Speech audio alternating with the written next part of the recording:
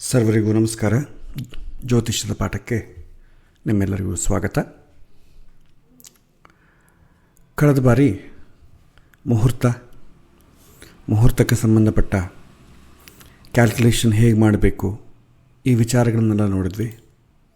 ಅದರಲ್ಲಿ ಮುಖ್ಯವಾಗಿ ಹಸ್ತ ವಿಚಾರ, ಮುಹೂರ್ತವನ್ನು ಕ್ಯಾಲ್ಕುಲೇಟ್ ಮಾಡಬೇಕಾದ್ರೆ ನಾವು ಕನ್ಸಿಡರ್ ಮಾಡಬೇಕಾದಂಥ ವಿಚಾರಗಳು, ಅದರಲ್ಲಿ ಮಾಸ, ಪಂಚಾಂಗ ಶುದ್ಧಿ, ತಾರಾಬಲ, ಚಂದ್ರಬಲ, ಲಗ್ನಬಲ, ಏಕವಿಂಶತಿ ದೋಷಗಳು, ಇನ್ನು ಸಣ್ಣ ಪುಟ್ಟದ್ದು ಇವುಗಳನ್ನ ನಾವು ನೋಡಿದ್ವಿ. ಇವತ್ತು ಪ್ರಾಕ್ಟಿಕಲಾಗಿ ಮುಹೂರ್ತ ಹೇಗೆ ಇಡ್ತಾರೆ, ಹೇಗೆ ಇಡಬೇಕು ಅಂತಂಬುದನ್ನು ಸಂಕ್ಷಿಪ್ತ ರೂಪ ತೋರಿಸ್ತೇನೆ. ಎಲ್ಲವನ್ನು ಕನ್ಸಿಡರ್ ಮಾಡಲಿಕ್ಕೆ ಇವತ್ತಿನ ಕಾಲದಲ್ಲಿ ಕಷ್ಟ ಆಗ್ತದೆ. ಆದರೆ ಕೆಲವಿನ ಮಿನಿಮಮ್, ನಾನು ಮ್ಯಾಕ್ಸಿಮಮ್ ಹೇಳ್ತಾ ಇಲ್ಲ, ಮಿನಿಮಮ್ ರಿಕ್ವೈರ್ಮೆಂಟ್ಸ್ ಇಟ್ಟುಕೊಂಡು ಮುಹೂರ್ತವನ್ನು ಹೇಗೆ ಕ್ಯಾಲ್ಕುಲೇಟ್ ಮಾಡಬೇಕು. ಪ್ರಾರಂಭದಲ್ಲಿ ನಾನು ವಿಚಾರ ಹೇಳಿದ್ದೇನೆ, ಒಳ್ಳೆಯ ಮುಹೂರ್ತ ಸಿಗಬೇಕಾದರೆ ಯಾರು ಕರ್ತ ಇರ್ತಾನೆ ಅವನು ಮಾಡಿಕೊಂಡಂಥ ಪುಣ್ಯ, ಅವನ ಜಾತಕದಲ್ಲಿ ಗ್ರಹಸ್ಥಿತಿ ಹೇಗಿರುತ್ತೆ, ಅಥವಾ ಹಿಂದಿನ ಜನ್ಮದಲ್ಲಿ ಅವನು ಏನು ಪುಣ್ಯವನ್ನು ಪಡ್ಕೊಂಡು ಬಂದಿರ್ತಾನೆ ಅದಕ್ಕೆ ತಕ್ಕಂತೆಯೇ ಮುಹೂರ್ತ ಸಿಗುತ್ತೆ. ಅದಕ್ಕೆ ಬಿಯಾಂಡ್ ಹೋಗೋದಿಲ್ಲ. ನಾವು ಮುಹೂರ್ತ ಒಳ್ಳೆಯದು ಇಡ್ಬೋದು, ಆದರೆ ಆ ಮುಹೂರ್ತ ಅವನ ಮಾಡಿಕೊಳ್ಳಬೇಕು ಅಂತಂದರೆ ಅವನಿಗೆ ಯೋಗ ಇರಬೇಕು. ಸೊ ಹಾಗಾಗಿ ಒಳ್ಳೆಯ ಮುಹೂರ್ತ ಎಲ್ಲರಿಗೂ ಸಿಗಬೇಕು ಅಂತಿಲ್ಲ, ಸಿಗತ್ತೆ ಅಂತಲೂ ಗ್ಯಾರಂಟಿ ಇಲ್ಲ. ಜಾತಕದಲ್ಲಿ ಒಳ್ಳೆಯ ಯೋಗ ಇತ್ತು ಅಂದ್ಕೊಳ್ಳಿ, ಖಂಡಿತ ಸಿಗತ್ತೆ. ನಾವು ಮುಹೂರ್ತ ಅಂತಂದರೆ ಏನು, ಅವನ ಜೀವನದಲ್ಲಿ ಒಂದಾನದೊಂದು ಕಾರ್ಯಕ್ರಮ ನೀಡಲಿಕ್ಕೆ ಒಂದು ದಿನ, ಅವನ ಜೀವನ ಹುಟ್ಟಿದಾಗಿಂದ ಸಾಯೋ ತನಕ ಒಂದು ದಿನ, ಆ ದಿನ ಹೇಗಿರಬೇಕು ಅಂತಂಬೋದು ಅವನ ಜಾತಕವೇ, ಅವನ ಪೂರ್ವಜನ್ಮದ ಪುಣ್ಯವೇ ಪಾಪಗಳೇ ನಿರ್ಧಾರಣೆ ಮಾಡ್ತದೆ. ಕೇವಲ ನಾವೇನು ಮಾಡ್ತೇವೆ, ಒಂದು ರೆಟ್ರೋಸ್ಪೆಕ್ಟಿವ್ ವ್ಯೂ ಅಲ್ಲಿ ನಾವು ನೋಡಿ ಅದನ್ನು ತೆಗೆದುಕೊಡ್ತೇವೆ ಒಂದು ವಿಚಾರವನ್ನು. ಓಕೆ, ಸೊ ಈ ಬೇಸಿಕ್ಸ್ ಎಲ್ಲ ನಾವು ಪ್ರಾರಂಭದಲ್ಲೇ ತಿಳ್ಕೊಂಡಿದ್ದೇವೆ, ಅದರ ಬಗ್ಗೆ ಹೆಚ್ಚಿನ ವಿಚಾರ ಬೇಡ. ಇವಾಗ ನಾವು ಪ್ರಾಕ್ಟಿಕಲ್ಲಾಗಿ ಒಂದು ಮುಹೂರ್ತ ಹೇಗೆ ಕ್ಯಾಲ್ಕುಲೇಟ್ ಮಾಡಬೇಕು ಅಂತಂಬ ವಿಚಾರಕ್ಕೆ ಹೋಗೋಣ. ನೀವೆಲ್ಲರೂ ಪೆನ್ ಆರ್ ಪೆನ್ಸಿಲ್ ಎರೇಸರ್ ಇಟ್ಕೊಳ್ಳಿ, ಯಾಕೆಂದರೆ ಏನಾದರೂ ಮಿಸ್ಟೇಕ್ ಆದರೆ ರಬ್ ಮಾಡಲಿಕ್ಕೆ ಇರ್ತದೆ. ಒಂದು ಪೇಪರ್ ಇಟ್ಕೊಳ್ಳಿ. ನಾನು ಲಾಸ್ಟ್ ಟೈಮ್ PDF ಡಾಕ್ಯುಮೆಂಟ್ ಕಳಿಸಿದ್ದೇನೆ. ಸಾಧ್ಯವಾದರೆ ಅದು ಇಟ್ಕೊಳ್ಳಿ, ಅದೇ ಇಟ್ಕೊಳ್ಬೇಕು ಅಂತೇನಿಲ್ಲ. ಒಂದು ವೈಟ್ ಪೇಪರ್ ಅಥವಾ ಯಾವುದಾದ್ರೂ ಬುಕ್ ಇಟ್ಕೊಳ್ಳಿ ಪ್ರಾಕ್ಟೀಸ್ ಮಾಡಲಿಕ್ಕೆ.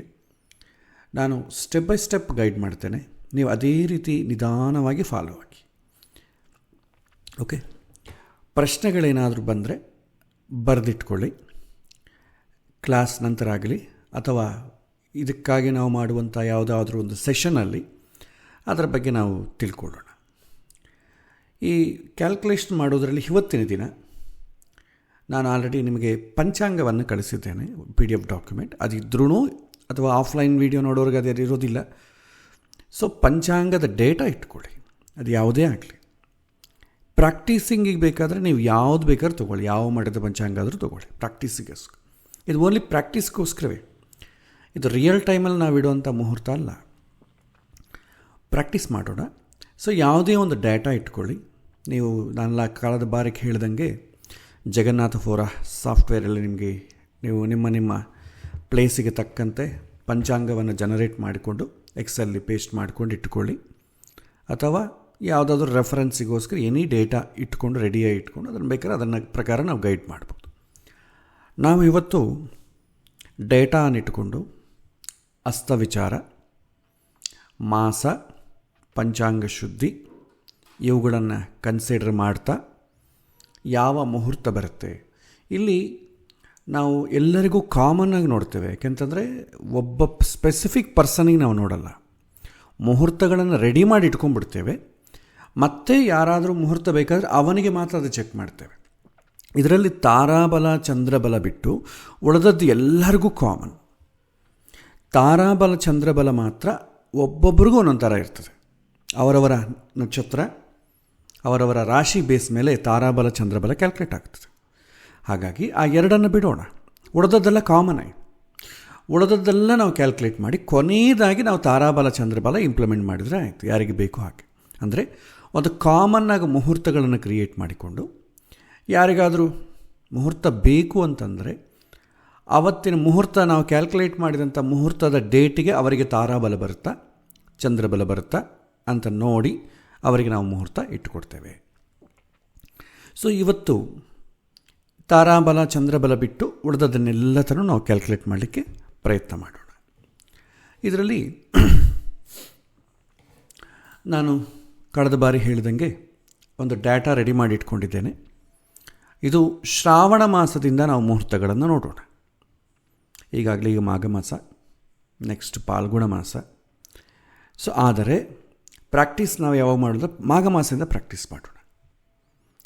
ಸೊ ಮಾಘ ಮಾಸದಲ್ಲಿ ಶ್ರಾವಣ ಮಾಸ ಆಗಸ್ಟ್ 2024. ಆಫ್ಲೈನ್ ವಿಡಿಯೋ ಯಾರಾದರೂ ನೋಡೋದಾದರೆ ಅವರಿಗೆ ಈ ವಿಡಿಯೋ ಇವಾಗೇ ನೋಡಬೇಕು ಅಂತಿಲ್ಲ, ಯಾವಾಗಾದರೂ ನೋಡ್ತಾರೆ. ಅವರಿಗೆ ಆ ವರ್ಷ ಯಾವಾಗ ಅವ್ರಿಗೆ ಬೇಕೋ ಆ ಮುಹೂರ್ತಗಳನ್ನು ಡೇಟಾನ ನೀವು ಜಗನ್ನಾಥ ಫೋರ್ ಅಂತ ಜನ್ರೇಟ್ ಮಾಡಿ ಈ ಪೇಸ್ಟ್ ಮಾಡಿ ಇಟ್ಕೊಳ್ಳಿ, ಅಥವಾ ನೀವು ರೆಫರೆನ್ಸಿಗೆ ಯಾವ ಡಾಕ್ಯುಮೆಂಟ್ ಆದರೂ ಇಟ್ಕೊಳ್ಳಿ. ಓಕೆ, ನಾನು ಡೇಟಾ ರೆಡಿ ಮಾಡಿ ಇಟ್ಕೊಂಡಿದ್ದೇನೆ. ನಿಮಗೆ ಕಳೆದ ಬಾರಿ ನಾನು ಎಕ್ಸೆಲ್ ಫೈಲ್ ಕಳಿಸಿದ್ನಲ್ಲ, ಅದೇ ರೀತಿ ಡೇಟಾ ರೆಡಿ ಮಾಡಿ ಇಟ್ಕೊಂಡಿದ್ದೇನೆ. ಈ ಎಕ್ಸೆಲ್ ಫೈಲ್ ಮಾಡೋ ಉದ್ದೇಶ ಏನಂತಂದರೆ ನಿಮಗೆ ಆದಷ್ಟು ಕಡಿಮೆ ಸಮಯದಲ್ಲಿ ನಿಮಗೆ ಎಕ್ಸ್ಪ್ಲೈನ್ ಮಾಡಲಿಕ್ಕೆ ಈಸಿಯಾಗಿರೋಕ್ಕೋಸ್ಕರವೇ ಈ ಎಕ್ಸೆಲ್ ಫೈಲ್ ಮಾಡಿದ್ದೇನೆ. ಇದು ಕೇವಲ ಬೇಗ ಆದಷ್ಟು ಕಡಿಮೆ ಸಮಯದಲ್ಲಿ ಹೆಚ್ಚಿನ ವಿಷಯ ಎಕ್ಸ್ಪ್ಲೈನ್ ತುಂಬ ಕ್ಲಿಯರಾಗಿ ಮಾಡೋಣ, ಒಂದು ಇಂಟ್ರಾಕ್ಟಿವ್ ವೇಲಿ ಮಾಡೋಣ ಅಂತ. ಬಟ್ ಇದು ಎಕ್ಸೆಲ್ ಫೈಲ್ ಎಲ್ಲರೂ ಇಟ್ಕೋಬೇಕು ಅಂತೇನಿಲ್ಲ, ನೀವು ಡಾಟಾ ಇಟ್ಕೊಡ್ರೆ ಸಾಕು. ಸೊ ನೆಕ್ಸ್ಟ್ ಆ ಎಕ್ಸೆಲ್ ಫೈಲ್ ಇಟ್ಕೊಂಡು ನಾನು ಡಾಟಾ ರೆಡಿ ಮಾಡಿ ಇಟ್ಕೊಂಡಿದ್ದೇನೆ. ಇದು ಶ್ರಾವಣ ಮಾಸದಲ್ಲಿ ಮುಹೂರ್ತ. ಮಾಸಶುದ್ಧಿ ವಿಚಾರಕ್ಕೆ ಬಂದಾಗ ಶ್ರಾವಣ, ಭಾದ್ರಪದ, ಆಶ್ವಯುಜ, ಕಾರ್ತಿಕ. ಇದರಲ್ಲಿ ಭಾದ್ರಪದ ಮಾಸ ಬಿಟ್ಟು ನಾವು ಯಾವುದರಲ್ಲಾದರೂ ಮಾಡ್ಕೋಬೋದು. ಆಶ್ವಯುಜ ಮಾಸ ಶ್ರೇಷ್ಠ, ಕಾರ್ತಿಕ, ಶ್ರಾವಣ ಮಧ್ಯಮ. ಶ್ರಾವಣ ಮಾಸದಲ್ಲಿ ಹೆಚ್ಚಿನ ಹಬ್ಬಗಳು ಬರ್ತದೆ. ಅದೇ ಇನ್ನು ಕಾರ್ತಿಕ ಮಾಸ ಕೂಡ ಅದು ಕೂಡ ನಮಗೆ ಹಬ್ಬಗಳಿದ್ದಂಗೆ ಒಂಥರ ಸಂಸ್ಕಾರ ಇದ್ದಂಗೆ, ಆದರೂ ಮಾಡ್ಬೋದು. ಭಾದ್ರಪದ ಮಾಸವನ್ನು ಬಿಟ್ಟು ಮಾಡ್ಬೋದು. ಭಾದ್ರಪದ ಮಾಸದಲ್ಲಿ ಕೆಲವೊಂದು ಜನ ಏನು ಮಾಡ್ತಾರೆ, ಶುಕ್ಲ ಪಕ್ಷದಲ್ಲಿ ಮಾಡ್ಬೋದು, ಕೃಷ್ಣ ಪಕ್ಷದಲ್ಲಿ ಮಾಡಲಿಕ್ಕೆ ಬರೋದಿಲ್ಲ ಅಂತ ಕೆಲವಿನ ನಿಯಮಗಳು ಇದೆ.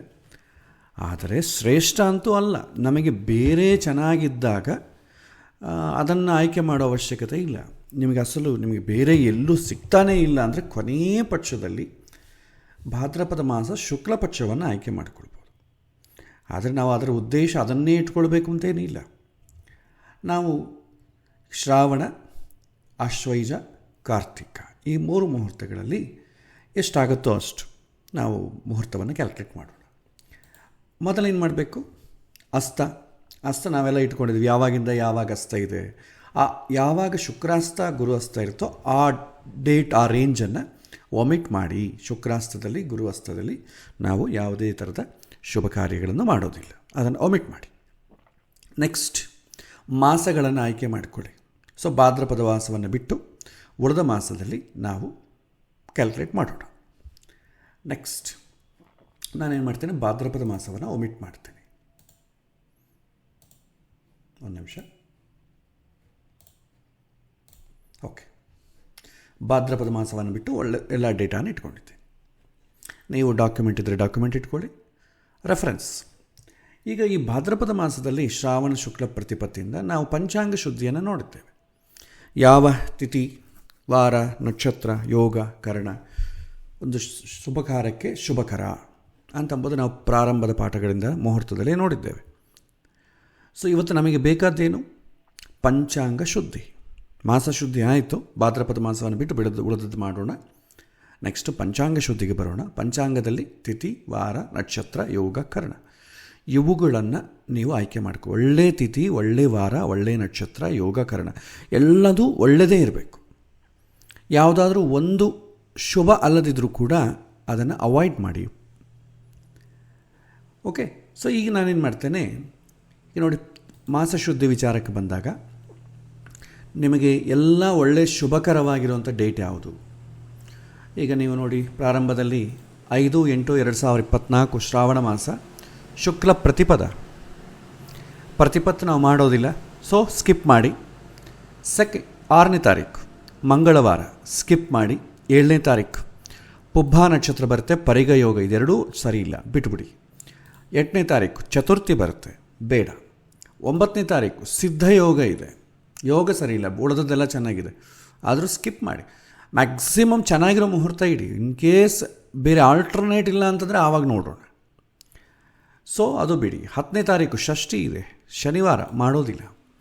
ನೆಕ್ಸ್ಟ್ 11 ಶುಕ್ಲ ಸಪ್ತಮಿ ಭಾನುವಾರ, ಸ್ವಾತಿ ನಕ್ಷತ್ರ, ಶುಭಯೋಗ, ಗರಜಕರಣ, ಇದು ಚೆನ್ನಾಗಿದೆ. ಸೊ ಈ ಡೇಟನ್ನು ಆಯ್ಕೆ ಮಾಡಿಕೊಳ್ಳೋಣ. ನೆಕ್ಸ್ಟ್ ಅದೇ ರೀತಿ ನೆಕ್ಸ್ಟ್ ಯಾವ ಮಾಡೋಣ, 12ನೇ ತಾರೀಕು ಶುಕ್ಲ. ಸೊ ಈ ಕಂಪ್ಲೀಟಾಗಿ ನಿಮಗೆ ಗ್ರೀನು ಎಲ್ಲೋ ಲೈನ್ ಇರೋದೇ ಹುಡುಕಿ. ಸೊ ಆ ಥರ ಹುಡುಕಿದ್ರೆ 11ನೇ ತಾರೀಕು ಒಂದು ಸಿಕ್ಕಿದೆ. ಮತ್ತು ಇನ್ನು ಅದನ್ನ ಬೇರೆ ಡೇಟ್ ಸಿಗುತ್ತಾ ನೋಡ್ಕೊಳ್ಳಿ. ಸೊ ಗ್ರೀನ್ ಕಂಪ್ಲೀಟ್ ಗ್ರೀನ್ ಇರಬೇಕು. ಸೊ ಯಾವುದೂ ಕಾಣ್ತಾ ಇಲ್ಲ. ಹಾಗೆ ನೋಡ್ಕೊಳ್ತಾ ಹೋದರೆ ಸೊ 11ನೇ ತಾರೀಕು ಒಂದೇ ನಮಗೆ ಈ ಆಗಸ್ಟ್ ಶ್ರಾವಣ ಮಾಸದಲ್ಲಿ ಸಿಗ್ತಾ ಇದೆ. ನಂತರ 21ನೇ ತಾರೀಕು ಪುಬ್ಬ ನಕ್ಷತ್ರ ಬರುತ್ತೆ, ಬೇಡ. 22 ವಿಷ್ಟಿಕರಣ, ಬೇಡ. 23 ಶೂಲಯೋಗ ಚತುರ್ಥಿ, 24 ಶನಿವಾರ, 25 ಭರಣಿ ನಕ್ಷತ್ರ, ಬೇಡ. 26 ಅಷ್ಟಮಿ ನವಮಿ ಬರುತ್ತೆ, 27 ದಶಮಿ, ಇದು ವಜ್ರಯೋಗ ಬಂದ್ಬಿಡುತ್ತೆ, ಬೇಡ. ಏಕಾದಶಿ, ದ್ವಾದಶಿ, ಕೃಷ್ಣ ತ್ರಯೋದಶಿ, ಇದು ಯಾವುದೂ ಮಾಡೋದಿಲ್ಲ. ನೆಕ್ಸ್ಟ್ ಶ್ರಾವಣ ಮಾಸ ಆದ ನಂತರ ಭಾದ್ರಪದ, ಬೇಡ. ಆಶ್ವಯುಜಕ್ಕೆ ಹೋಗೋಣ. ಆಶ್ವಯುಜದಲ್ಲಿ 4ನೇ ತಾರೀಕು ವೈದ್ಯುತಿ ಯೋಗ ಬರ್ತಾಯಿದೆ, ಬೇಡ. 5ನೇ ತಾರೀಕು ವಿಷ್ಕಂಭ ಮತ್ತು ಶನಿವಾರ. 6ನೇ ತಾರೀಕು ವಿಶಾಖ ನಕ್ಷತ್ರ, ಬೇಡ. ಇದೇ ಥರ ನಾನು ನೋಡ್ಕೊಳ್ತಾ ಹೋದರೆ ಯಾವುದು ಬರುತ್ತೆ, ಗ್ರೀನ್ ಲೈನ್ ಇರೋದು ಇಲ್ಲಿದೆ ನೋಡಿ. 21ನೇ ತಾರೀಕು ಶುಕ್ಲ ಕೃಷ್ಣ ಪಂಚಮಿ ಸೋಮವಾರ, ರೋಹಿಣಿ ನಕ್ಷತ್ರ, ವರಿಯನ್ ಯೋಗ, ಕೌಲವಕರ್ಣ. ಸೊ ಇದು ಕರೆಕ್ಟಾಗಿದೆ. ಸೊ ಇದನ್ನು ಮಾಡೋಣ. ನೆಕ್ಸ್ಟ್ ಅದೇ ಥರ ನೀವು ನೋಡ್ಕೊಳ್ತಾ ಹೋದರೆ ಗ್ರೀನ್ ಜೋನ್ ಇರೋದೇ ನೋಡಿ. ಸೊ ಯಾವುದೂ ಕಾಣ್ತಾ ಇಲ್ಲ. ಸೊ ಆಶ್ವಯುಜ ಮಾಸ ಒಂದು. ಕಾರ್ತೀಕ ಮಾಸದ ಡೇಟಾ ನಾನು 90 ಡೇಸ್ಗೆ ಕೊಟ್ಟಿದ್ದೀನಿ, ಆದ ಕಾರಣ ಕಾರ್ತೀಕ ಮಾಸದ ಶುಕ್ಲ ಪ್ರತಿಪತ್ತರಿಗೆ ಇದೆ. ಸೊ ಓಕೆ, ನಾವು ಈ 2 ಡೇಟ್ ಬಂದಿದ್ದಲ್ಲ, ಆ 2 ಡೇಟನ್ನೇ ನಾವು ಆಯ್ಕೆ ಮಾಡಿಕೊಂಡು ನಾವು ಮುಹೂರ್ತವನ್ನು ನೋಡೋಣ. ಸೊ ಈಗ ನೀವು ಪೇಪರ್ ಮೇಲೆ ಬರೆದಿಟ್ಕೊಳ್ಳಿ. ಡೇಟ್ ಬಂದು 2 ಒಂದು 11ನೇ ತಾರೀಕು ಆಗಸ್ಟು 2024, ಇನ್ನೊಂದು ಡೇಟು 21/10/2024. ಸೊ ಈ 2 ಡೇಟಲ್ಲಿ ನಾವು ಕ್ಯಾಲ್ಕುಲೇಟ್ ಮಾಡೋಣ. ಸೊ ನೀವು ಪೆನ್ನು ಪೇಪರ್ ಇಟ್ಟು ರೆಡಿಯಾಗಿ ಇಟ್ಕೊಂಡಿದ್ದೀರಲ್ಲ, ಸೊ ಆ ಪೆನ್ನು ಪೇಪರ್ ಇಟ್ಕೊಂಡು ನೀವು ಆ 2 ಡೇಟನ್ನು ನೀವು ಬರ್ಕೊಳ್ಳಿ. ಓಕೆ, ನೆಕ್ಸ್ಟ್ ಏನು ಮಾಡ್ತೇವೆ, ಆ ಡೇಟ್ ಚೆನ್ನಾಗಿರೋದ್ರಿಂದ ಆ ಡೇಟಲ್ಲಿ ನಾನು ಆಯ್ಕೆ ಮಾಡಿಕೊಳ್ಬೇಕು. ಸೊ ಈ ಡೇಟ್ 2 ತೊಗೊಳ್ತೇನೆ ನಾನು. ಸೊ 2 ಡೇಟ್ ತೊಗೊಳ್ತೇನೆ, 11 ಆಗಸ್ಟ್, 21 ಅಕ್ಟೋಬರ್. ಆ್ಯಕ್ಚುಲಿ ಈ ವರ್ಷ ಮುಹೂರ್ತಗಳು ತುಂಬ ಕಡಿಮೆ ಇದೆ. ಮಿನಿಮಮ್ ರಿಕ್ವೈರ್ಮೆಂಟ್ ಇರೋದೇ ನೋಡೋಣ, ಅದಕ್ಕನ್ನು ಕಡಿಮೆ ಆದರೆ ನಾವೇನು ಮಾಡೋಕ್ಕಾಗಲ್ಲ. ಮಿನಿಮಮ್ ರಿಕ್ವೈರ್ಮೆಂಟ್, ಮ್ಯಾಕ್ಸಿಮಮ್ಗೆ ನಾವೇನು ಹೋಗ್ತಾ ಇಲ್ಲ. ಸೊ 11ನೇ ತಾರೀಕು 21. ಸೊ ಈಗ ನಾನೇನು ಮಾಡ್ತೇನೆ, ಅವತ್ತಿನ ದಿನ ನಮಗೆ ನೆಕ್ಸ್ಟ್ ಏನು ಬೇಕು ನಾವು ನೋಡಬೇಕಾದಾಗ, ಸೊ ನೋಡಿ ಪಂಚಾಂಗ ಶುದ್ಧಿ ಆಯಿತು. ನೆಕ್ಸ್ಟ್ ಲಗ್ನ ಬಲ, ಏಕವಿಂಶತಿ ದೋಷಗಳು ಮತ್ತು ಉಳಿದದಿನ್ನೇನಾದರೂ ಸಣ್ಣ ಪುಟ್ಟದಿದ್ದರೆ ಅದು ನೋಡಬೇಕು. ಸೊ ನಾನು ಏನು ಮಾಡ್ತೇನೆ, ತೊಗೊಳ್ತೇನೆ. ಆಗಸ್ಟ್ 11 ಇಲ್ಲಿ ಆಯ್ಕೆ ಮಾಡಿಕೊಂಡಿದ್ದೇನೆ.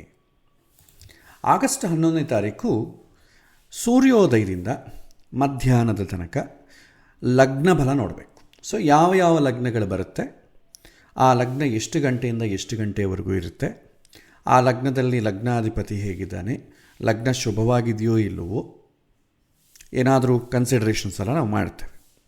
ಈಗ ನೋಡಿ, ಅವತ್ತಿನ ದಿನ, ಸೊ ನಿಮಗೆ ಸ್ಕ್ರೀನ್ ಮೇಲೆಲ್ಲ ಕಾಣ್ತಾ ಇದೆ ಅಂತ ನಾನು ಭಾವಿಸ್ತೇನೆ. ಮುಹೂರ್ತ ಲಗ್ನ 11ನೇ ತಾರೀಕು ನಾನು ಹಾಕಿದ್ದೇನೆ. ಇದರಲ್ಲಿ ಪ್ರಾರಂಭದಿಂದ ಸೂರ್ಯೋದಯದಿಂದ ತಗೊಳ್ಳೋಣ.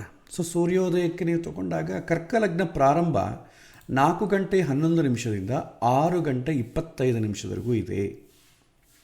ಇದು ಬೆಳಗಿನ ಜಾವದ ಲಗ್ನ. ಇಲ್ಲಿ ನಾವೇನು ಮಾಡ್ತೇವೆ, ಮದುವೆ ಅಂತ ನಾನು ಕನ್ಸಿಡರ್ ಮಾಡಿದ್ದೀನಿ. ಆದ ಕಾರಣ ಯಾಕೆಂದರೆ ಮದುವೆ ಮುಹೂರ್ತ ಇಡೋದು ಬಂದರೆ ಉಳಿದದ್ದೇನು ಅಷ್ಟೇನು ಕಷ್ಟ, ಇದಕ್ಕನ್ನ ಜಾಸ್ತಿ ನೋಡೋದೇಂತಿಲ್ಲ. ಹೆಚ್ಚು ಜಾಸ್ತಿ ರೂಲ್ಸ್ ಇರೋದು ಮದುವೆಗೆ. ನೆಕ್ಸ್ಟು ಉಪನಯನಕ್ಕೆ. ಸೊ ಇದನ್ನು ಇಡೋದು ಬಂದರೆ ಉಳಿದದ್ದು ಈಸಿ, ಎಲ್ಲ ಇಲ್ಲಿ ನಿಮಗೆ ಬಂದುಬಿಡುತ್ತದೆ. ಸೊ ಈಗ ಮದುವೆ ಅಂತಂದಾಗ ನಾವು ಸ್ವಲ್ಪ ಪ್ರಾಕ್ಟಿಕಲಿ ಆಲೋಚನೆ ಮಾಡಬೇಕು. ಬೆಳಗ್ಗೆ 6:25 ಮದುವೆ ಮಾಡಲಿಕ್ಕೆ ಆಗ್ತದೋ? ಅಷ್ಟು ಬೆಳಗ್ಗೆ ಎದ್ದು ಮಾಡಲಿಕ್ಕೆ ಸೌಕರ್ಯಗಳೇನಿದೆ? ಕೆಲವಿನ ಜನ ಮಾಡ್ತಾರೆ, ಕೆಲವಿನ ಜನ ಮಾಡೋಕ್ಕಾಗಲ್ಲ. ಇವಾಗ ಹಳ್ಳಿಯಲ್ಲಿ ನೋಡಿ, ಹಳ್ಳಿಯಲ್ಲಿ ಮನೆಯಲ್ಲೇ ಮದುವೆ ಮಾಡ್ತಾರೆ. ಮನೆಯಲ್ಲಿ ಮದುವೆ ಮಾಡೋರು ಹಳ್ಳಿಯಲ್ಲಿ ಮ್ಯಾಕ್ಸಿಮಮ್ ಅರ್ಲಿ ಮಾರ್ನಿಂಗೇ ಮಾಡಿಬಿಡ್ತಾರೆ. ಅವರು ಬೆಳಗ್ಗೆ ಮಾಡಿಬಿಟ್ಟು ಆವಾಗವಾಗೆ, ಯಾಕಂದರೆ ಎಲ್ಲರೂ ಅವ್ರವ್ರ ಕೆಲಸಕ್ಕೆ ಹೋಗಬೇಕು. ಸಿಟಿಯಲ್ಲಿ ಇದ್ದಂಗೆಲ್ಲ ಅಂದೇನೋ ಲೀವ್ ಇಡೋಂಗಿಲ್ಲ. ಅವ್ರು ಏನೋ ಪಾಪ ಹಳ್ಳಿಯಲ್ಲಿ ಕೆಲಸಗಳು ಏನೋ ಇರ್ತವೆ. ಅವ್ರೇನು ಮಾಡ್ತಾರೆ, ಬೆಳಗ್ಗೆ ಮದುವೆ ನೋಡಿಕೊಂಡು ಅಲ್ಲೇ ಫಲಹಾರ ಮಾಡಿಬಿಟ್ಟು ಹೊರಟೋಗ್ಬಿಡ್ತಾರೆ ಊರಿಗೆ. ಒಂದು 8-9 ಎಲ್ಲ ಖಾಲಿ ಆಗಿಬಿಡ್ತದೆ. ಇವತ್ತಿಗೂ ನಾನು ನಮ್ಮ ತಂದೆಯವ್ರ ಊರಿಗೆ ಹೋದಾಗ ಎಲ್ಲ ನಮ್ಮ ತಂದೆಯವ್ರು ಮದುವೆ ಮಾಡಿಸ್ತಾರಲ್ಲ, ಎಲ್ಲ ಮುಹೂರ್ತಗಳು 3:30, 4:30, 5:00 ಹಿಂಗಿರ್ತದೆ. ಅದು ಇಡ್ಬೋದೋ ಇಲ್ವೋ ಮತ್ತೆ ವಿಚಾರ, ಆದರೆ ಇರ್ತದೆ ಆ ಥರ. ಆದರೆ ರಿಯಲ್ ಟೈಮಲ್ಲಿ ಯಾರು ನಮಗೆ ಮುಹೂರ್ತ ಕೇಳ್ತಾರೆ ಅವರಿಗೆ ಎರ್ಲಿ ಮಾರ್ನಿಂಗ್ ಮಾಡಲಿಕ್ಕೆ ಎಷ್ಟು ಸಾಧ್ಯ ಇದೆ? ಕಷ್ಟ.